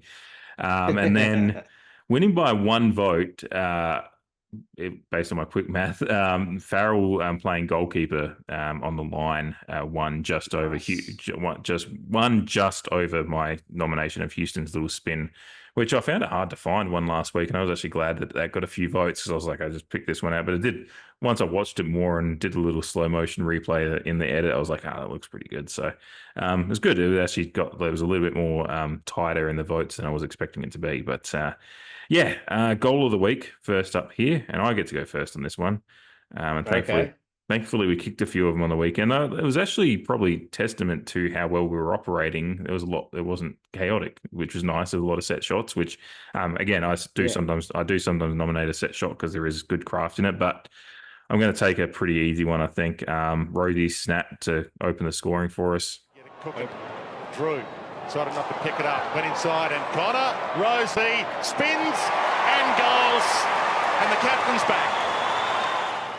That's where I like him, Roo. I like him in the forward 50. I think this is where he plies his trade the best and gives Port the best option week on week. Open the account, yeah. Just Nice. it's just a nice, like, Rosie's got like his, and they were talking about it in the commentary as well, that just like how, and they kind of went on a little tangent about what we do with our forward structure and with the midfield rotation as well. Yeah, and they mentioned HORNE-FRANCIS in that as well. Rosie does have... Yeah, Kingy was on the call again. Yes, exactly. So, yeah, of course it got another run. Exactly. Connor and JHF need to rotate forward. Yeah. Like 50-50 up forward. Everyone knows this. Yeah. But yeah, Rosie does have that natural goal. Like it's those kind of snaps are really like quintessential Rosie, like 40, it doesn't matter if he's 40 meters out, he can, and on a slight angle, he doesn't take him too much time to assess where he is on the field and be able to curl one through beautifully. And yeah, we'd had a bit of a slow start, and obviously this Richmond had opened the scoring as well. So it was just good to have those little moments of class and got players like that be able to do that. And certainly, especially for your captain, who, again, we've talked about it, he's under some unfair duress from, personally, I'm sure he's fine, but just out, like, for us, we noticed that he gets a little bit of unfair criticism at times. And so just for him to quietly pop up with the captain's goal and open the scoring, and yeah, it's not like it opened the floodgates or anything at that point, but it was just it's just kind of settled some of those early first 5-minute nerves, because I think it was about 4 minutes into the game. So yeah, it was nice. And just a good goal to watch. So I thought I definitely whacked it on my list as soon as I could. And like, I think we've been distracted by, since he did move into the middle in 2022, we have been distracted and kind of forgotten, distracted by the magic that he has around stoppage, and just kind of forgotten a little bit the magic that he kind of has around goal too. Like, he obviously played a fair portion of his early career up forward, and arguably should have won the Rising Star because of it in his debut season, playing such a hard position as a first yearer, if for want of a better term. So yeah, like, when he does get around the goals, and like, he should have had 3. The one that he missed was a bit poor. But yeah, he's got a couple on the board, and yeah, we look better for it. So yeah, great pick. Love a bit of Connor Love. You mentioned set shot goal kicking. I've gone for George's. I've got it George's second goal in the third quarter. See, Bogue, Georgiades! He has to be their man. He bends that back. Awesome. Well, Mitch Georgiades maybe wants to be that guy. Yeah, what a finish. And yeah, why wouldn't you celebrate with the crowd as well as your teammates? That's a couple to know. We alluded to it before, just about how he's just nursing in his set shots from the right-hand pocket as a right footer. It's just, it's very pleasing to watch. It's like, yeah, watching the perfect kind of in-swinger, like, bowl someone, just watching an object move in that fashion in the air. Or, yeah, and I know punters or kickers in the NFL, like, you know, it's your one thing. You got to know what you're doing. So obviously, if you're playing an outdoor game, because obviously some stadiums are roofed these days, but yeah, you need to know the relationship between the wind and the ball and some of those atmospherics. And yeah, George is just nursing in some really, really good set shots lately. And yeah, I mean, his first goal in the second quarter was in a similar fashion, but if I remember correctly, this one was on a bit of a tighter angle, so that's why I went for it. Yeah. So yeah, just loving the forward craft and the set shot goal kicking of George. So that's what I've gone with.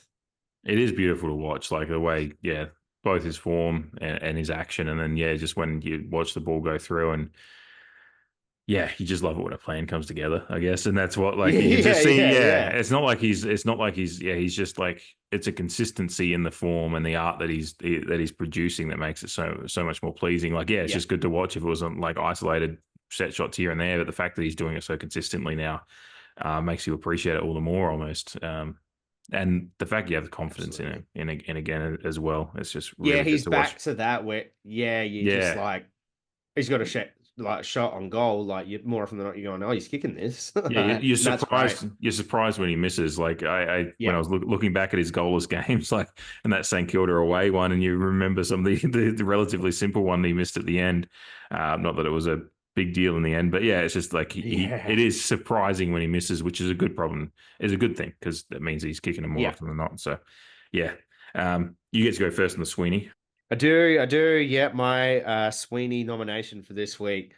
I had a couple written down throughout the game, and then when this happened, I was like, this is 100% my nomination, and I will fight Dave if I need to have it as my. I had plenty of options, but I'm pretty sure, like, the way you're talking about it, it's probably on my list, which is an extensive list this week, which is a good. It's absolutely Bergman's like body and save in the last quarter where until it wasn't. Steely Green to steal it, and he had it stolen from him. Bergman was amazing. Brilliant. Wow. Out wide from Miles Bergman. Is that going to be a game-winning effort from Miles? It looks like the Richmond player is going to run in, take the ball, and kick a fairly easy goal, but Bergman doesn't give up on the contest, bodies him out of it at ground level and scoops it out and gets it going back the other way. Kind of just does a little slide and just keeps going. And I saw a bit of salty commentary on social media afterwards, obviously saying that he legged the Richmond player, and I can't remember the Richmond player's name again when referencing him, but it was just perfect. As soon as it happened, I was like, oh, that's sexual. I did have that one in my list, but it's actually like it wasn't top. But it's a really nice, it's again aesthetically pleasing, and again it just tops off like Bergman's game. The fact that he kind of has that athletic ability, both just for getting back to the contest, but then to execute the skills to get out of there as well. Just effortlessly is how it looks, even though there's probably a lot of effort involved, obviously. But it did look very smooth though. Another player might have given up, like genuinely given up the free kick, but he did it so well and so smooth that he stole the ball, got it back on the other way. I'm pretty sure we had a fairly decent chain of possession after that. I mean, we did for most of the last quarter, really. So and for the I did see a few. There was like one of those accounts that I think is like trolling, but it's just like one of those ones that ends with like cheers. It's like Tiger Tom or something. I've written my contact at the AFL. Like but then you've got the genuine responses like this is terrible, and it's just like and like, oh my god, I can't believe the Port socials posted this. It's like, well, we played the whistle and there was no whistle and it looked good. So suffer in your jocks. Like, that's good. That's a good pick. I had a few. There's one that I'm definitely gonna go with this because I had to go with it. But I'll give an honorable mention to one that I was like, it was definitely going to be my pick until I saw this other one. Charlie's tackle. So there's a period in the second quarter, about 5 minutes to go, where Georgiades drops probably like a mark he should be taking, like a chest mark out in the left side pocket if you're looking towards the goal. And it comes out like Richmond start handball chaining out, and they look like they're out. And I don't know what Charlie's just coming towards our goal from like the defense. Like, I don't know, like it's just like why is he there? But he's probably What's going on? But like Richmond think they're out, and then just suddenly the brick wall is Charlie Dixon just runs into, I can't remember who the player was. I think they said it was Campbell or something like that. I don't know who it was, but not really doing well on our Oppo watch this week. Who cares? But Dixon just fucking just brick wall tackles him, and the ball gets and spills the ball, and because this was a chain of play that Richmond were doing a lot of the day that was usually ending up in a goal scoring opportunity for him, and Dixon just said nope, and it ends up down. Nope. Yeah. And Georgiades takes a mark and kicks the goal in the second quarter there. So one of those set shots you were talking about. But that is my honorable mention, because once I saw, and this is like a slightly different one, but there's actually two Sweeneys in this, but I'm kind of picking the one moment of it. But when Logan Evans sells that bit of candy and then kicks the ball forward for what ends up in a Francis Evans goal. But my Sweeney from that is actually Jordan Sweet coming in and flying the flag. On hands and knees, Sweet. Logan Evans got the step. Well, I can tell you what happened here. Bolton has gone and bumped the player who kicked it, and then Big Sweet come in and just absolutely smashed Bolton behind the play. If the umpire saw it, this would not be a goal to Port Adelaide. They would have a look here. Bolton comes in and smashes the Port player. Watch Big Sweet come in off the back, drops him down, and then they're into it off the back of the play.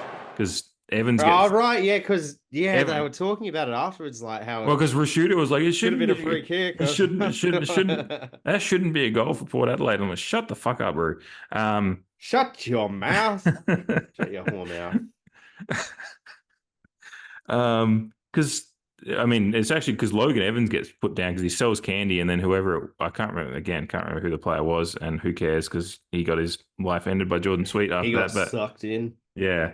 But because Evans sells some candy and then kicks the ball, and like as he's kicking the ball, like he just gets laid out by Richmond player. Somewhat, that should have been a free kick as well. Like that's why I don't know why Rashuda almost like the first action. What are you picking out? Yeah, because this is actually a player in the kicking motion is more dangerous to hit it, and he hit him harder than this because Sweet just comes and puts him down on the ground, and he's flying the flag. And there was a little bit of afters after that, but I love that. Like because I was like, what the fuck, Ruse, what is he talking about? And then I saw the replay and I was just like, oh no, that's my Sweeney, because I'm just like, love a player coming in and flying the flag. Obviously play continued and we kicked the goal out of anyway, but yeah, for Jordan Sweet, obviously we've talked a lot about his game already. And I kind of like, the only reason I didn't mention it earlier was because I was like, I think this is my Sweeney. So, and yeah, it's a different one. It's like not exactly gameplay, but I was just like that gave me the ultimate warm and fuzzies on the weekend. I was watching him come in and seeing blokes backing each other up. Yeah, especially one new recruit, relatively young in his AFL career, coming in for another one that's 5 games in, and Logan Evans now as well. Like, but 2 guys that had an incredible impact. And when I watched it back and saw the candy that Evans sold, I was like, Jesus. There's almost 2 in one moment here, but I will be labeling it with the Sweet flying the flag, because that's what really before I even saw the candy, I was really, really impressed with him just coming in and backing up his teammate who'd been unfairly laid out. And then as I said before, Rue decided to have the narrative be somewhat different, but hey, is what it is. We see the real stuff. I'm not letting Rashudo guide my thoughts. No, dictate our thoughts. Get out of my head, Rashudo. Yeah. God, I don't just imagine having your inner monologue be like that voice. I'd fucking. You were talking about thank you. You were talking about lobotomies earlier. Yeah. Oh, all right. The player of the year votes, which incredibly difficult this week. I'm going to preface this by saying that the 5 I have, I think I could have argued any one of them almost to be in the 5 spot if I sat down and wrote out an argument to present to Congress or something. I feel like I could do it because there's different aspects in each one, and then there's obviously a few that missed out. I think like there's a few players that could have easily gotten in, like guys like Willem Drew. I thought about for a bit. And Travis Boak, thought about for a bit. Mitch Georgiades with 3 goals, thought about for a bit, but there's so many. And Aaliyah, I was like, just a reward for continued good play for him as well. Butters doesn't get into my votes. It's a really tough one because all of them had aspects of their stat line that made it difficult to leave them out, but it is a 1 through 5 voting system, and we stick with it because that's part of the fun, is trying to figure out how you want to play it. And even the guy I've got in my one spot, I can't believe I've just got him in the one spot because I actually really was happy with his game. But yeah, Connor Rozee gets my one vote.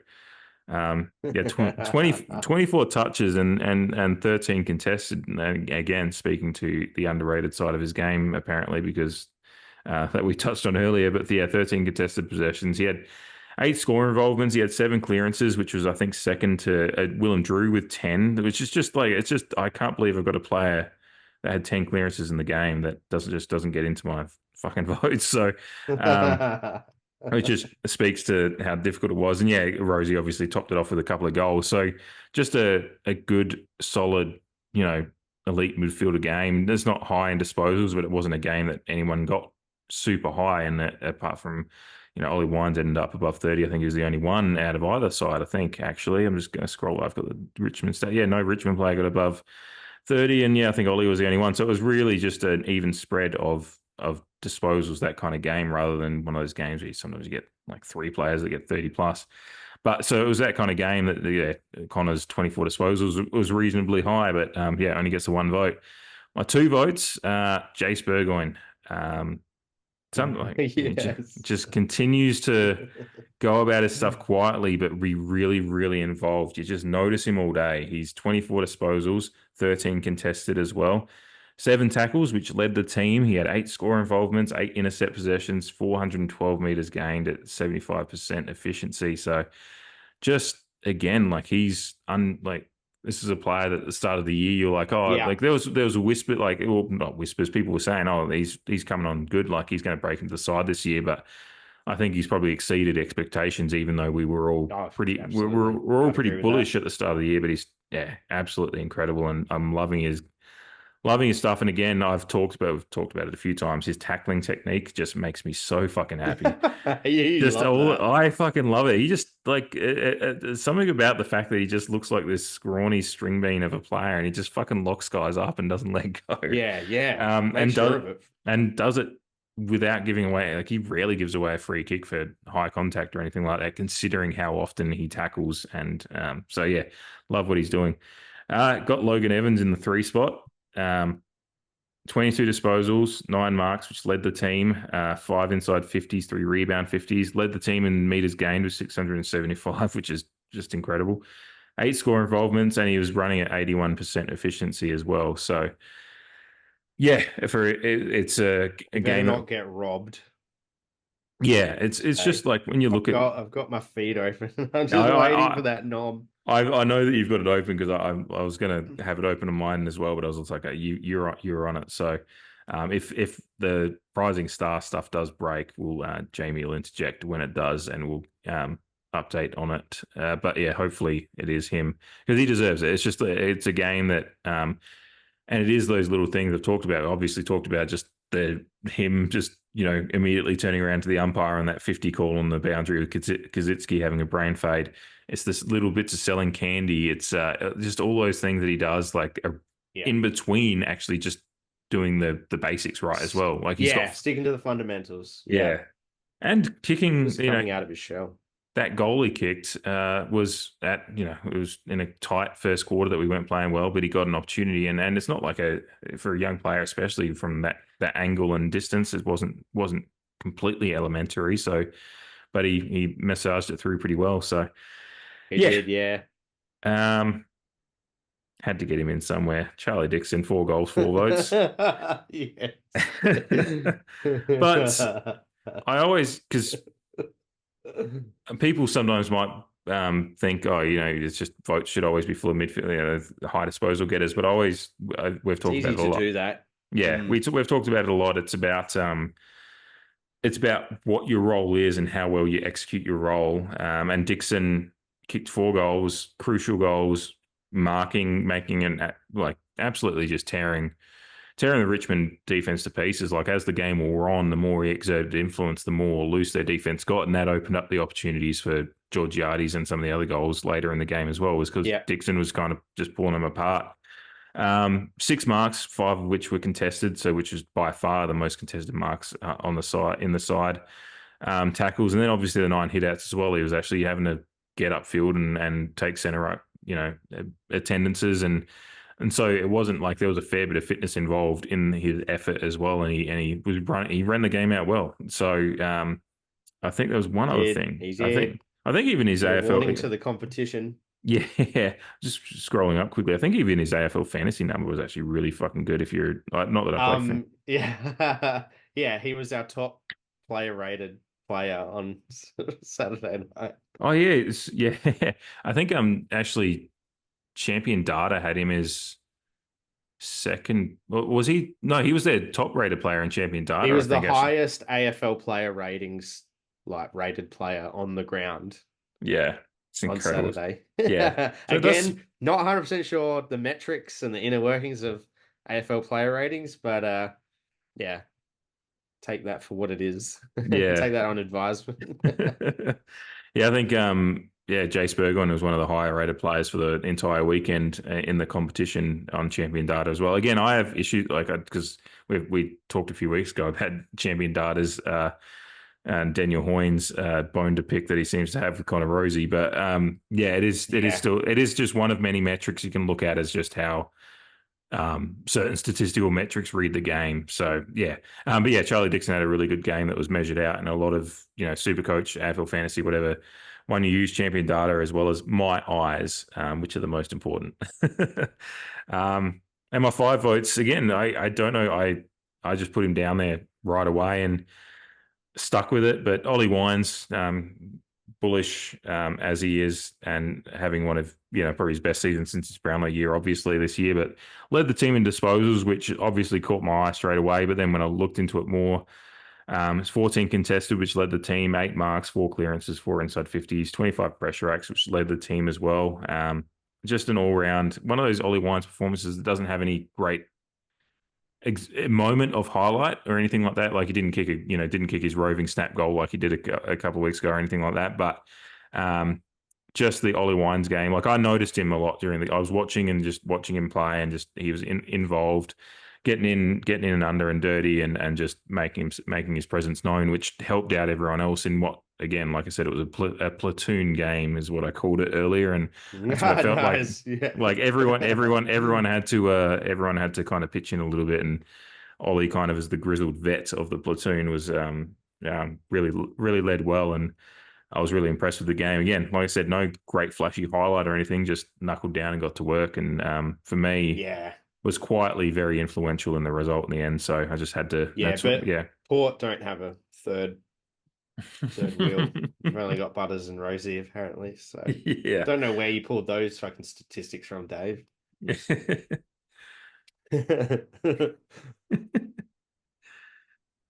He played. He was there. Yeah, good Ollie Wines game.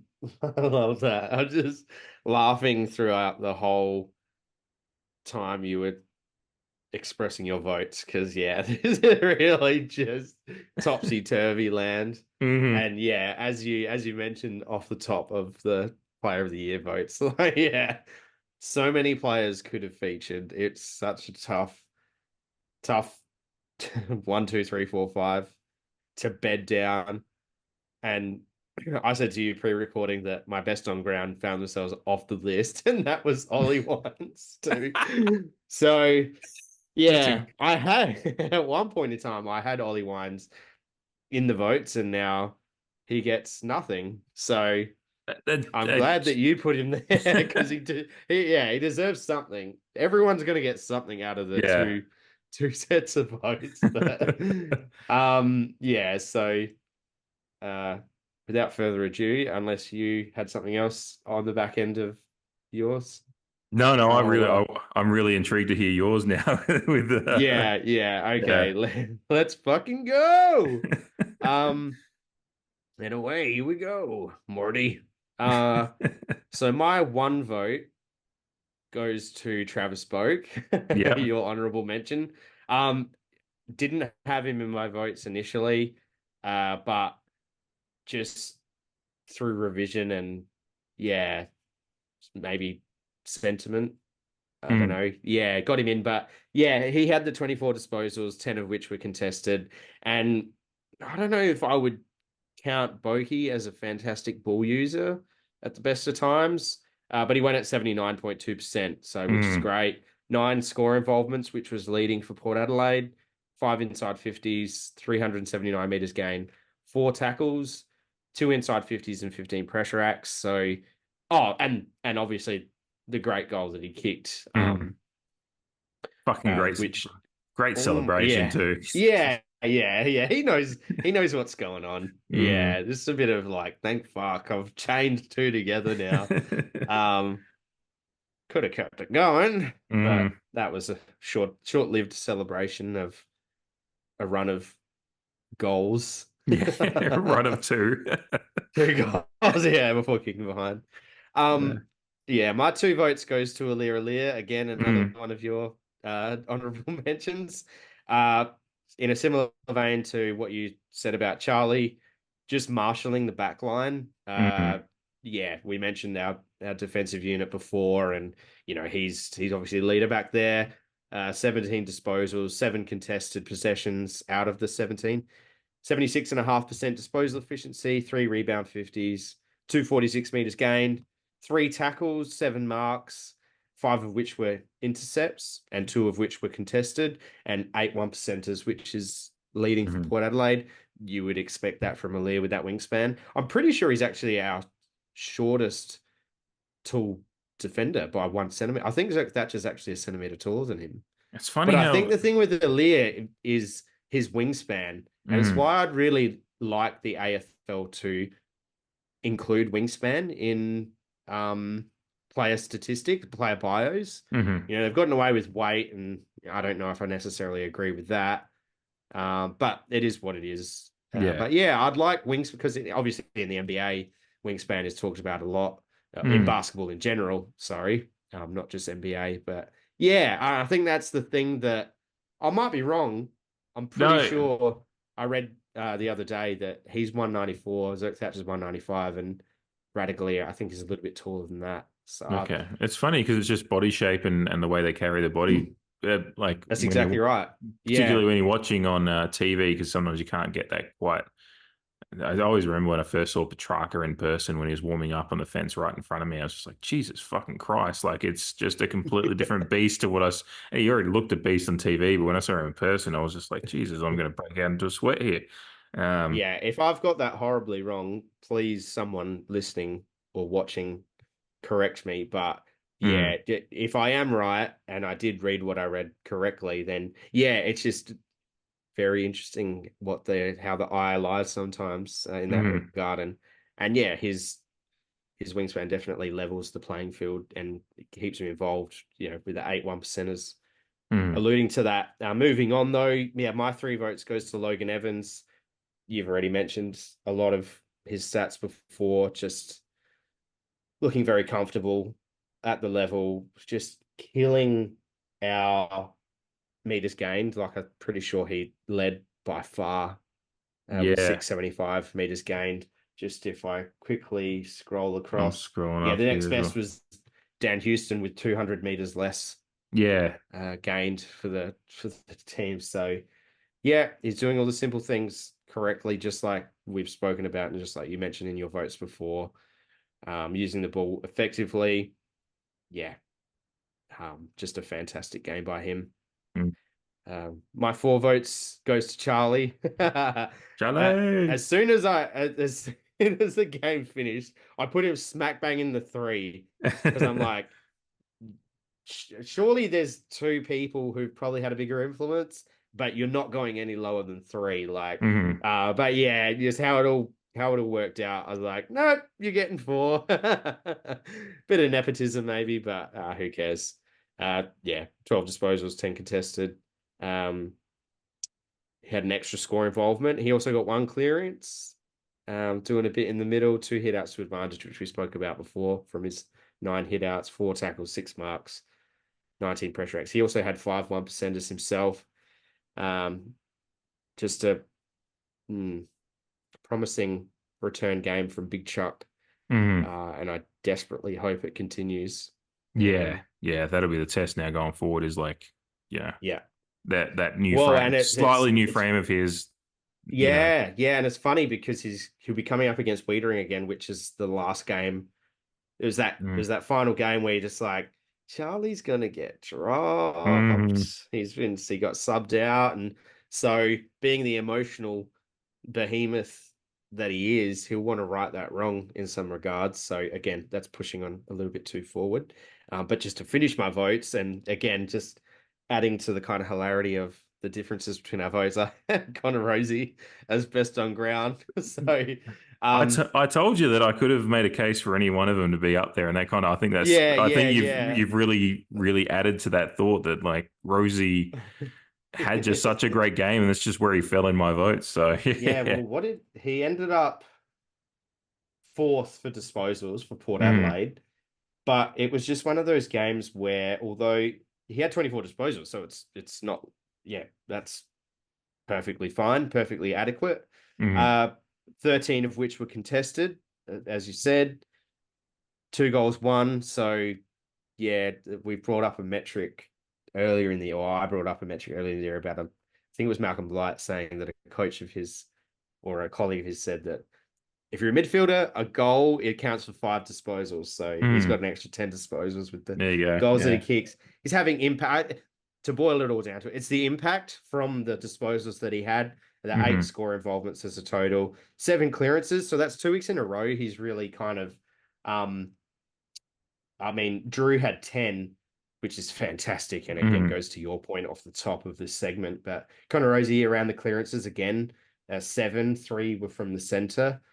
Where was I? 5 inside 50s, 4 tackles, again, getting his hands dirty, 5 marks, 23 pressure acts, which was up near the top, Mhm. and 3 1%ers for himself. So, yeah, he's definitely had games with more disposals, but I felt in retrospect that he made them count a bit more Yeah. on Saturday, clearly with his score involvements and yeah, the 2 goals that he did kick. Mm. Yeah, yeah, no, it was one of those games where it like in most other weeks, I feel like it's just that, yeah, we just, like I said, there was just such an even spread of performance on the weekend. It was really hard Mm. to, and it was just like trying to find different little bits to, and yeah, it was guys that any guy that led team in any particular category kind of helped boost them up. So I think that's probably why Rosie ended up down the bottom of my 5 because Burgoyne led in tackles, Evans led in marks and meters gained, Dixon led in goals obviously, and Wines just led in disposals and contested possession. So it's like they all led something. So Rosie just popped Leaders, out. yeah. Yeah. I don't know. It's again, you just figure it out every week. And some weeks it's really easy to do the votes. Some weeks it's really difficult. And so, Oh, it's when you tough. lose sometimes, and particularly the Brisbane game, found it was quite a challenge to try to work out what a top 5 would look like. And Yeah, this, challenge in a different way. yeah, this is the opposite. It was just like we had so many that we wanted to give roses to. So, Yeah, but just yeah, looking at it, like, yeah, Willem Drew, tough to hmm miss. yeah, Yeah, yeah, Jackson Mead, tough to miss his 1 vote. yeah, Just going back on comment that we made last week about Mhm. Jackson Mead could potentially feature in every week, just Yeah, at least 1 vote. yeah, man. If you kick those couple of goals, he had an opportunity. He might have snuck in, but yeah, it's yeah, good performances all around. It's yeah, the votes. It makes it tough to do the votes. You just want to give everyone a vote, but that's not the way it works. Unfortunately, we've got Right. the player of the year award in its first year at No. the Creed is very prestigious. So Yeah, no wokeness participation ribbons for everyone. oh, that's all I got when I was in school. No. Yeah. I mean, not too far from it for myself. Yeah, the only trophy I have in my life is winning an eight ball premiership. So Nice. sports that you can drink beer during, that's where I excel. Yeah. um, Fuck yeah. Speaking of drinking beer, we have a Friday night footy game coming up this weekend. As we get into the preview, we've Oh got boy. it's a big one, and probably one that we've been had a bit of an eye towards ever since we played them last in a similar, was that Thursday night footy before the That bye was. Yeah. at Adelaide Oval when we played Carlton. And after a tight tussle for 3 quarters, we got pretty well handed, our asses handed to us when losing by 6 goals. So this one looms large in a 5-week block to end the season that does loom large in every week. But yeah, this one certainly is a big, big test. Carlton at Marvel Stadium, 7:10 p.m. Adelaide time, 7:40 local over there in Melbourne, obviously.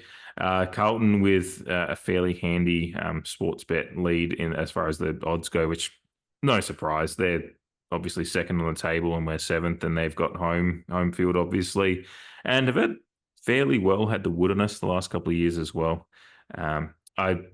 Weather shouldn't be an issue because I'd likely be. I know there's some rain around Melbourne over the later in the week. So And we're at Marvel. Yeah, so the roof's going to be closed, so weather's not an issue. Marvel is a stadium that we do play. We had that run of 7 or 8 wins in a row at some point up until it ended. Up until we played Carlton. They ended it last year in the infamous we rested the entire side game. Carlton do have some intriguing before we get into it and bring you back in, Jay. I just wanted to run over some of the injury news. Obviously, a big one that came out today was that Tom De Koning, who handled us pretty well last game round, with his athletic ability obviously off the ruck reasonable, but his around the ground work was really good. But he had a weekend. He has fractured his foot, which they found out after he had surgery for his punctured lungs. So get well soon. De Koning, obviously they knew the foot already, but then I think after the game he was having some breathing issues, so they sent him to hospital, and he's fine. But he gutsed out the game. Yeah, for a large part of it. I don't know. Sorry if you just said, but did he play out the whole game against North Melbourne? No, I think he got taken off because of the foot injury, though. I think. Yeah. Or did he come back? Because I think he tried to push on. I didn't watch any of the game. I listened to some of it on the radio because I had a bit of a drive. And North Melbourne kind of intrigued me at the moment. I probably should have been tuning in for a focus on this week, but I was just the games that North Melbourne are playing at the moment intrigue me. Oh, how they could have affected the ladder if they continued against Carlton on the weekend. But interpreting different things when you're listening on radio sometimes. And I thought he guts it out, but then I saw that he had a punctured lung today. I saw that news and I was just like, for fuck's sake, what? Some of these players just playing through some serious internal organ injuries. The Petrarca and now him, and obviously Finlayson for us last week with a spleen. Jesus. Yeah, yes, it's incredible. And then there's obviously been some head injury controversy out of the weekend. Harry Mackay's being one of them. He is deemed okay. Apparently they've done tests for the last 24 hours and he's fine still, though. I mean, the players have reported symptoms 2-3 days later, so I guess we still say it's a watch on it, but likely to play, which is unfortunate for us. It would be nice to get that break, but we don't want to see head injury. So obviously, it's good that's the one. You don't want to see any injuries. I'm always happy to play a team at full strength, but you take the breaks when you can get them. Zach Williams is out indefinitely, I believe, because he had a decent game. Did he have a decent game against us last time around, didn't he? He kicked 3 or 4. Yeah. He had a good period of time kicking multiple goals for Carlton, and our game included. And we were in the mix of that. And then I think who else was it? No, that's it. Oh, and Sam Walsh apparently got a knee in the back, but they reckon he's going to be fine as well. So they've got a few question marks, but bordering on, but they'll probably be fine. Kind of like we have, Rosie was the only concern out of last week, but on the weekend, but looks like hip pointer and just he's going to be fine apparently. But I guess I always say, even these ones where they intimate they're going to be fine, it's always a watch on it because we thought Rioli was going to be fine with that calf injury, and we didn't think we thought he'd be out for a week or two, and he was out for a month or longer. So.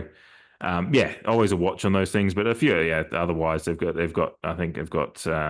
McGovern and Fantasia a fitness test, which who knows if Fantasia would play anyway, but although, with some of their injury cloud, he might pop into the side, but he hasn't been an out and out starter for them at any point this year, really. So he's been a pretty similar proposition for them as he was for us in his last 2 seasons. Yeah, which I love Fantasia, so I'm not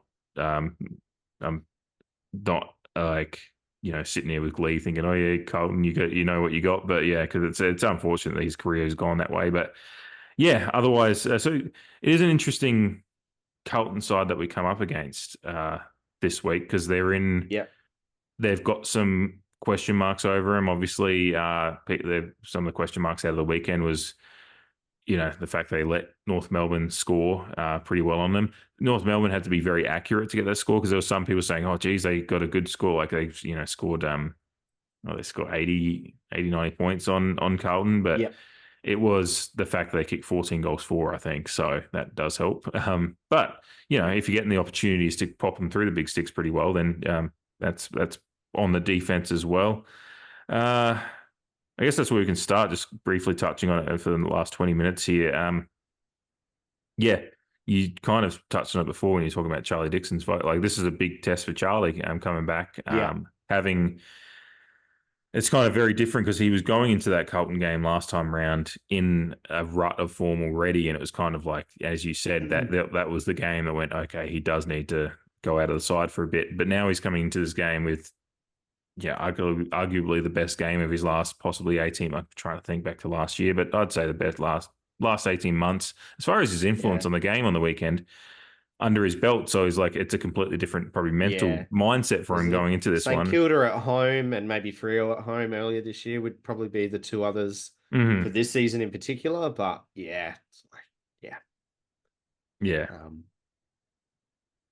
and then Mitch Georgiades has just grown and grown and grown since then. Willie Rioli, because Rioli missed this game, I feel, or did he get injured in this one? Now I should have looked this up before, but I've only just come to mind. I reckon he missed. I reckon he missed this one for us last time around. Yeah, because I think we played Geelong, and he obviously featured prominently. And I think it was off the back of that game. Yeah, that's what I'm thinking now too. Or he went out early in this one. I'm actually trying to go back into it, because I have all my notes. Carlton preview. Here we go. Rioli was out. He did not play the last time we played Carlton. So he went out. So we played the Kangaroos before we played Carlton last time. He went out in that game, the Kangaroos game down in Tassie. Yeah. And then we played Carlton. So so we're talking about Charlie Dixon was completely out of form playing Carlton last time around. Mitch Georgiades was playing, but he was still coming into, like, the form that Georgiades has been over the last 6 weeks is better than what he was when we played Carlton last time around, and we didn't have Rioli. So this is a completely different forward line that we're operating with against a Carlton.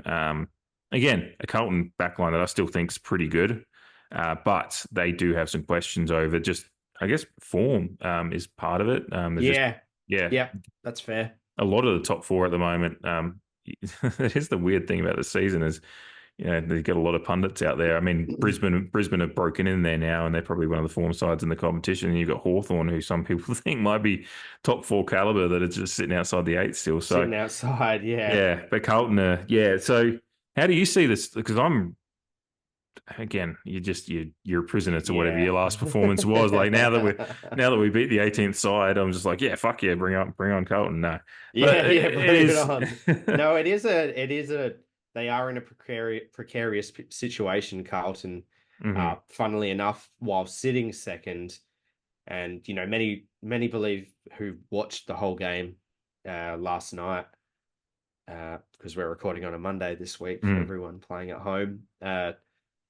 It was that Carlton were pretty fortunate with a few fortunate decisions go their way late. North Melbourne put up a great fight, and like North Melbourne have probably been like also one of the form sides of the last month or so as well, to be fair, while not getting the points. They stuck it to Carlton, and I think Carlton are suffering in clearance, if I remember correctly, and teams are making them pay a bit. And I just checked, Charlie Curnow kicked 4 goals, but I think he was fairly well held for a large portion of the game yesterday. So, there's a lot more question marks on them than they were probably when we played them last. They probably weren't at the peak of their powers maybe when we played them. That was on their way up. They started the year a bit iffy, had a great period of form, and as of late, They look. It looks like you can expose them in some areas of the ground. Now, they still have match winners All over the spread fucking field. throughout. I'm just looking at the list Yeah, right now. I'm just yeah. like, fuck me. But yeah, I mean, we did as we said, Marvel, we've played okay over the years, over the last few years. And while we didn't, I look back to that game, I still think like those first 3 quarters, Carlton was shading Yeah. us, and that time we had to kind of hold on, but we did. And then again, as I said, it'll be interesting, like I said, to watch for Jason HORNE-FRANCIS, but we're still a little bit of an unknown quantity, and certainly the Ken Spray to the midfield group this week kind of show that there is some things that they really are concerned about wanting to work on. But I mean, and it's that defensive accountability that ultimately lost us the game. Yes. When we played Carlton last, and it resulted in unfair criticism to our back line, which will be a little bit different, but we'll have the three pillars again. While we didn't have Bergman and Logan Evans bedded down there last Logan time Evans around, wasn't even a Port player at that point, was he? I don't think he was on the list at that stage. So and that's what we were crying out for off the back of that game was more help for the tall defenders in way of small to medium defenders. But also we talked about that a lot in the wake of that game and a few of those games. Like those 3 guys just on an island, and the gap. Yeah. And copying criticism because of factors that potentially they're not in control of and not their fault. Was that the game that you ended up in an exchange with Lawton? Or that was that was the Max Lawton exchange. A fair exchange, like it was nothing untoward. We try not to do that stuff, but God, that feels like. Doesn't feel like that long ago, but it's the season's flying. Yeah, it was a while ago now. Yeah. I was only thinking of like some of the early rounds and stuff that we've dissected, and because we've obviously played Richmond second time now. It's just like, wow, footy season goes for a while, doesn't it? Yeah, but things have changed since we played them last, and like you said before, like a win against 18th can get you buoyed in some respects, but you got to stay grounded and take it for what it is. But it's what could happen if X, Y, and Z. Like I said, the team structure on Saturday against Richmond was kind of in the realm of what I probably would prefer. The 3 tall forwards, but you've really got the two tools and then the 4 smalls around them at any given one stage while the tools rotate and whatnot. Sometimes with the 3 in there. And then the back line with those additions that I mentioned before, maybe a little tall, but for 3 quarters against Carlton last time, the tall defense, and in several other games, they performed quite formidably together. It's just on the fringes. We've got some people with defensive accountability, a bit of aggression, but also a bit of class too. Whereas some other small to medium defenders, without singling them out, seem to perhaps have one or the other. Like if Ken can give the midfield a spray before the first quarter, then that's just like the pieces are there. We all know that. The talent is there to go toe to toe with them. We've seen it, and Carlton have shown that they're susceptible in the face of that determination and effort from the opposition. You just have to make them pay on the scoreboard, like you said, North Melbourne did on the weekend, and like Bulldogs in recent weeks have as well. Yeah, and these are teams that we've beaten, so it's just like they're beaten comfortably. Actually, you just mentioned North Melbourne and Bulldogs, and considering North, you mentioned just 5 minutes ago or so ago, like North Melbourne do intrigue me as well because I mean, just some of those young players that they've got, they need to build the list out. But geez, like Harry Sheasel, like it's no surprise that he's pretty fucking good.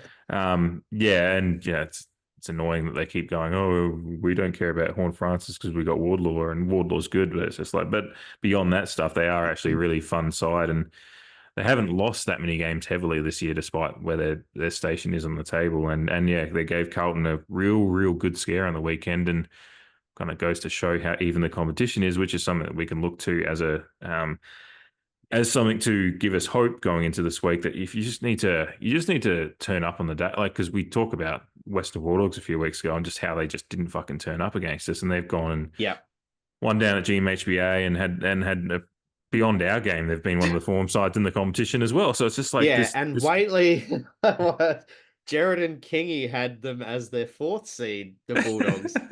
And it's just like, and I think a few of them will like, geez, all right. Yeah. I think after our game, they were like, oh, I've got to put a line through them. They can't win playing this way. A week is a long time in footy.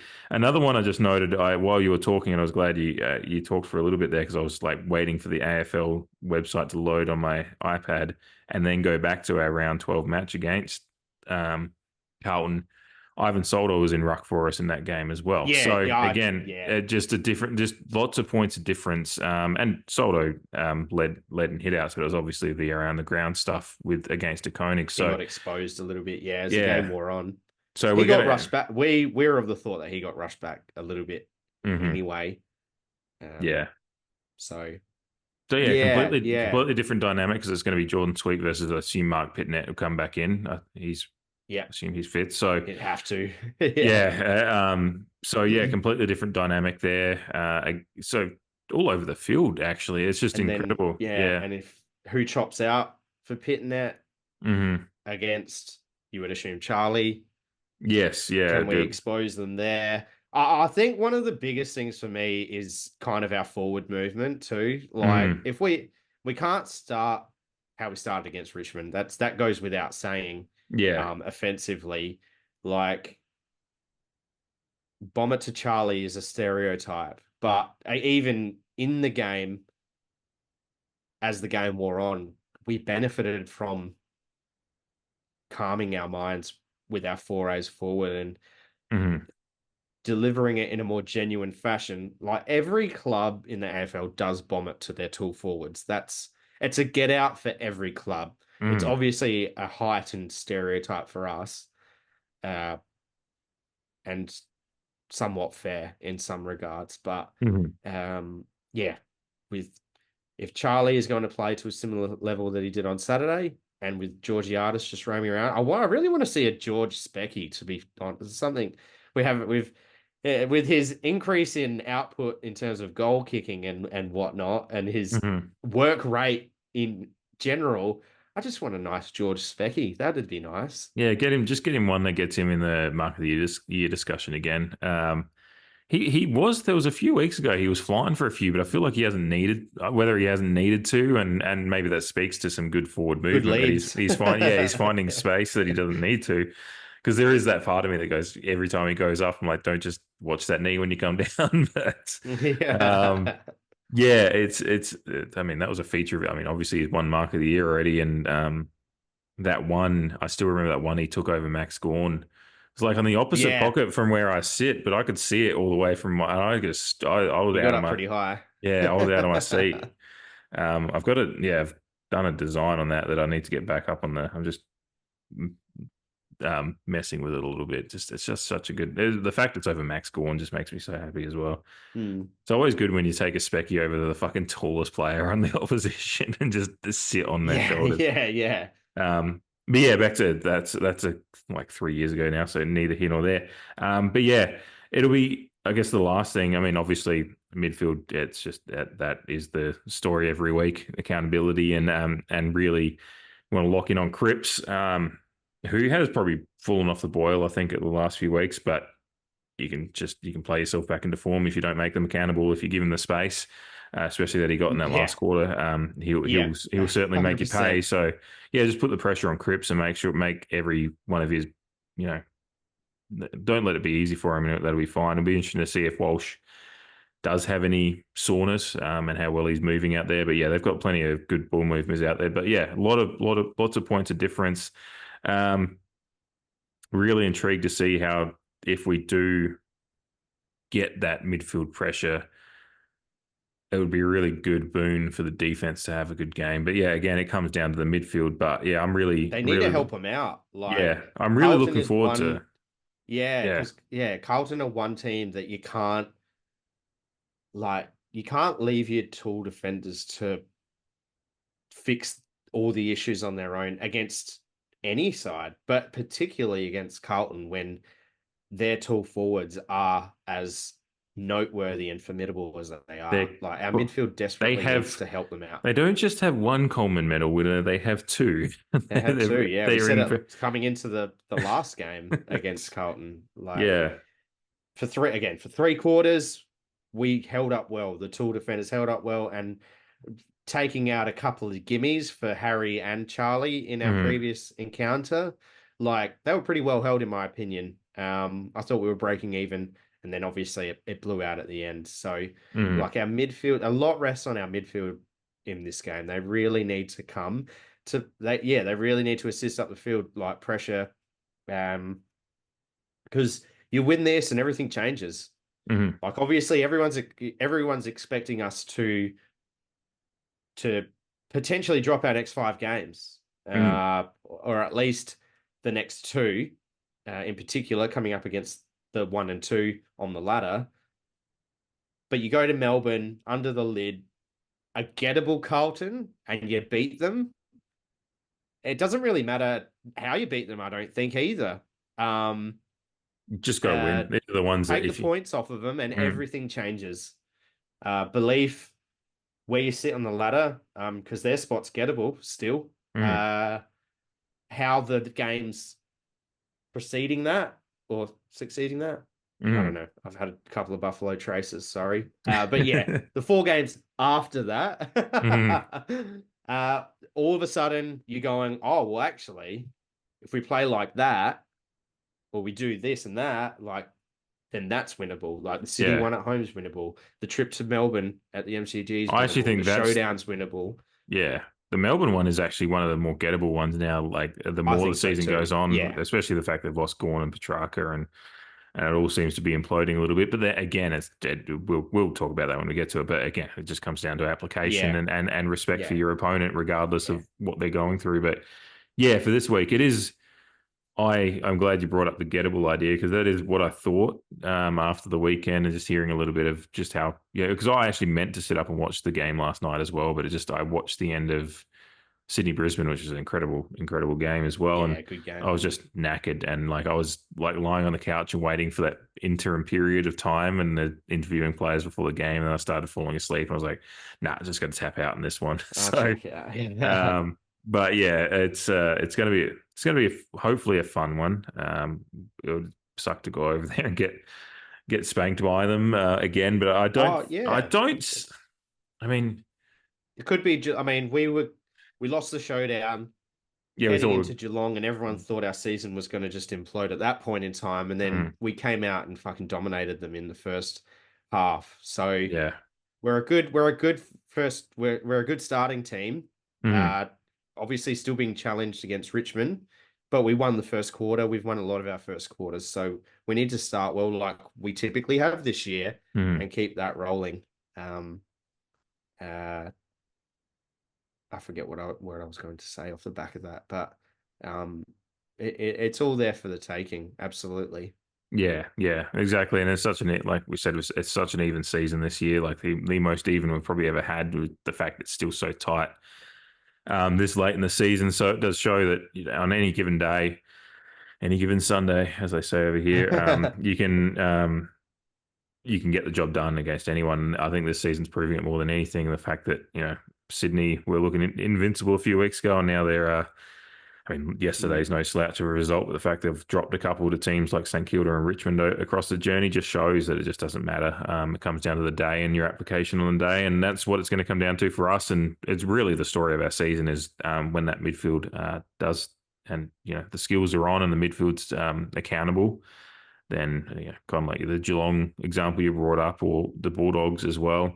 A few of our good wins this year have shown the path forward. It's just finding that, bridging the gap between the best and the worst. Which, if there's no better opportunity than an away game against a Carlton side that, while have dropped off a little bit, are still very formidable when I'm just looking at them on paper again right now. But game's not won on paper, as you said earlier. It's all about what you do on the grass of Marvel Stadium, as it's going to be this week. So a really incredible test coming up. Really excited for it. And I think that's about gets us to the point of wrapping up. It was a fun episode. Good game to talk about. Good game coming up. It's a lot of exciting things. We did what we needed to do. Yeah, exactly. It's still just so weird. Like, when I looked at that end score of the game, I was like, 41 points just feels so comfy, but I wasn't comfy at all up until halfway through the last quarter. Whenever AFLX score tweeted that the game was done, I was like, yeah, that's probably about when I was feeling comfy. So, it's again, footy's, it's such a crazy, wonderful game. It's why we love it. We just love footy. Finals. We absolutely love footy. But for Port Adelaide, finals start now. So, it is. Make us proud. Absolutely. Check us out on the Patreon with the episode that's up there now. I'm going to start getting a bit more stuff out there. I've been plotting and planning, and I've got my brother coming in from, he's obviously, I was about to say he's from Australia. I was like, yeah, fucking duh. He's coming in he's been over here for a couple of weeks and he's heading back to Australia. And so he's coming in tomorrow. He's been actually, if I've looked slightly distracted, I've seen texts coming through from him. He's like, because he's over on the West Coast somewhere right now. So it's 5 a.m. over there right now. East Coast. And his flight got cancelled. So he's texting me as we're recording. And he's just like, so they were meant to get in at noon here in LA tomorrow. Now they're getting in at like 10 p.m. He's just texted me. So I'm like, I can text him. Yeah, which is, it's fine. Like, we purposely didn't make any plans because we were going to go to the Dodgers game on Tuesday. Purposely didn't make plans for tomorrow night in case of this, which is good. So, so I've been plotting out some things. Thank you to the Patreon members who have jumped on board thus far. We will also have the 2004 qualifying final review coming up soon, which will be fun. It's going to be fun, because that game's like gets forgotten in the mix a little bit because of obviously the grand final, but then the prelim was so epic as well. But that qualifying final was the one to exercise the demons of of years past, because it's the first qualifying final we ever won at home. So it's a big one. So really looking forward to getting into that. So get around the Patreon. It's patreon.com/thecreed1870. And as per usual, like, subscribe, rate and review the podcast. We're on YouTube, Spotify, Apple Pods, and wherever else you get your podcasts. And if you if it doesn't appear on a podcast selector that I don't realize exists, then let me know. I'll get it on there. Get around the socials as well. It's been a fun weekend for the socials, lots of chat and stuff. So I appreciate everyone that gets involved. Yeah, thanks everyone. Yeah, it's good. It's not much fun doing this stuff if you don't actually have interaction. So it's good fun. Even those that even those that responded and were saying they agreed with Rashudo, I liked the fact it was respectable, and that's what it's all about. Respectable discourse can happen, as much as some people don't believe so. So thank you everyone. Appreciate it all, and let's hope we can keep this little fun season, interesting season going with a good win and a really important win to get over Carlton this weekend. So, Carlton the pair, get it done. Bring home the points. Come on. Mm-hmm.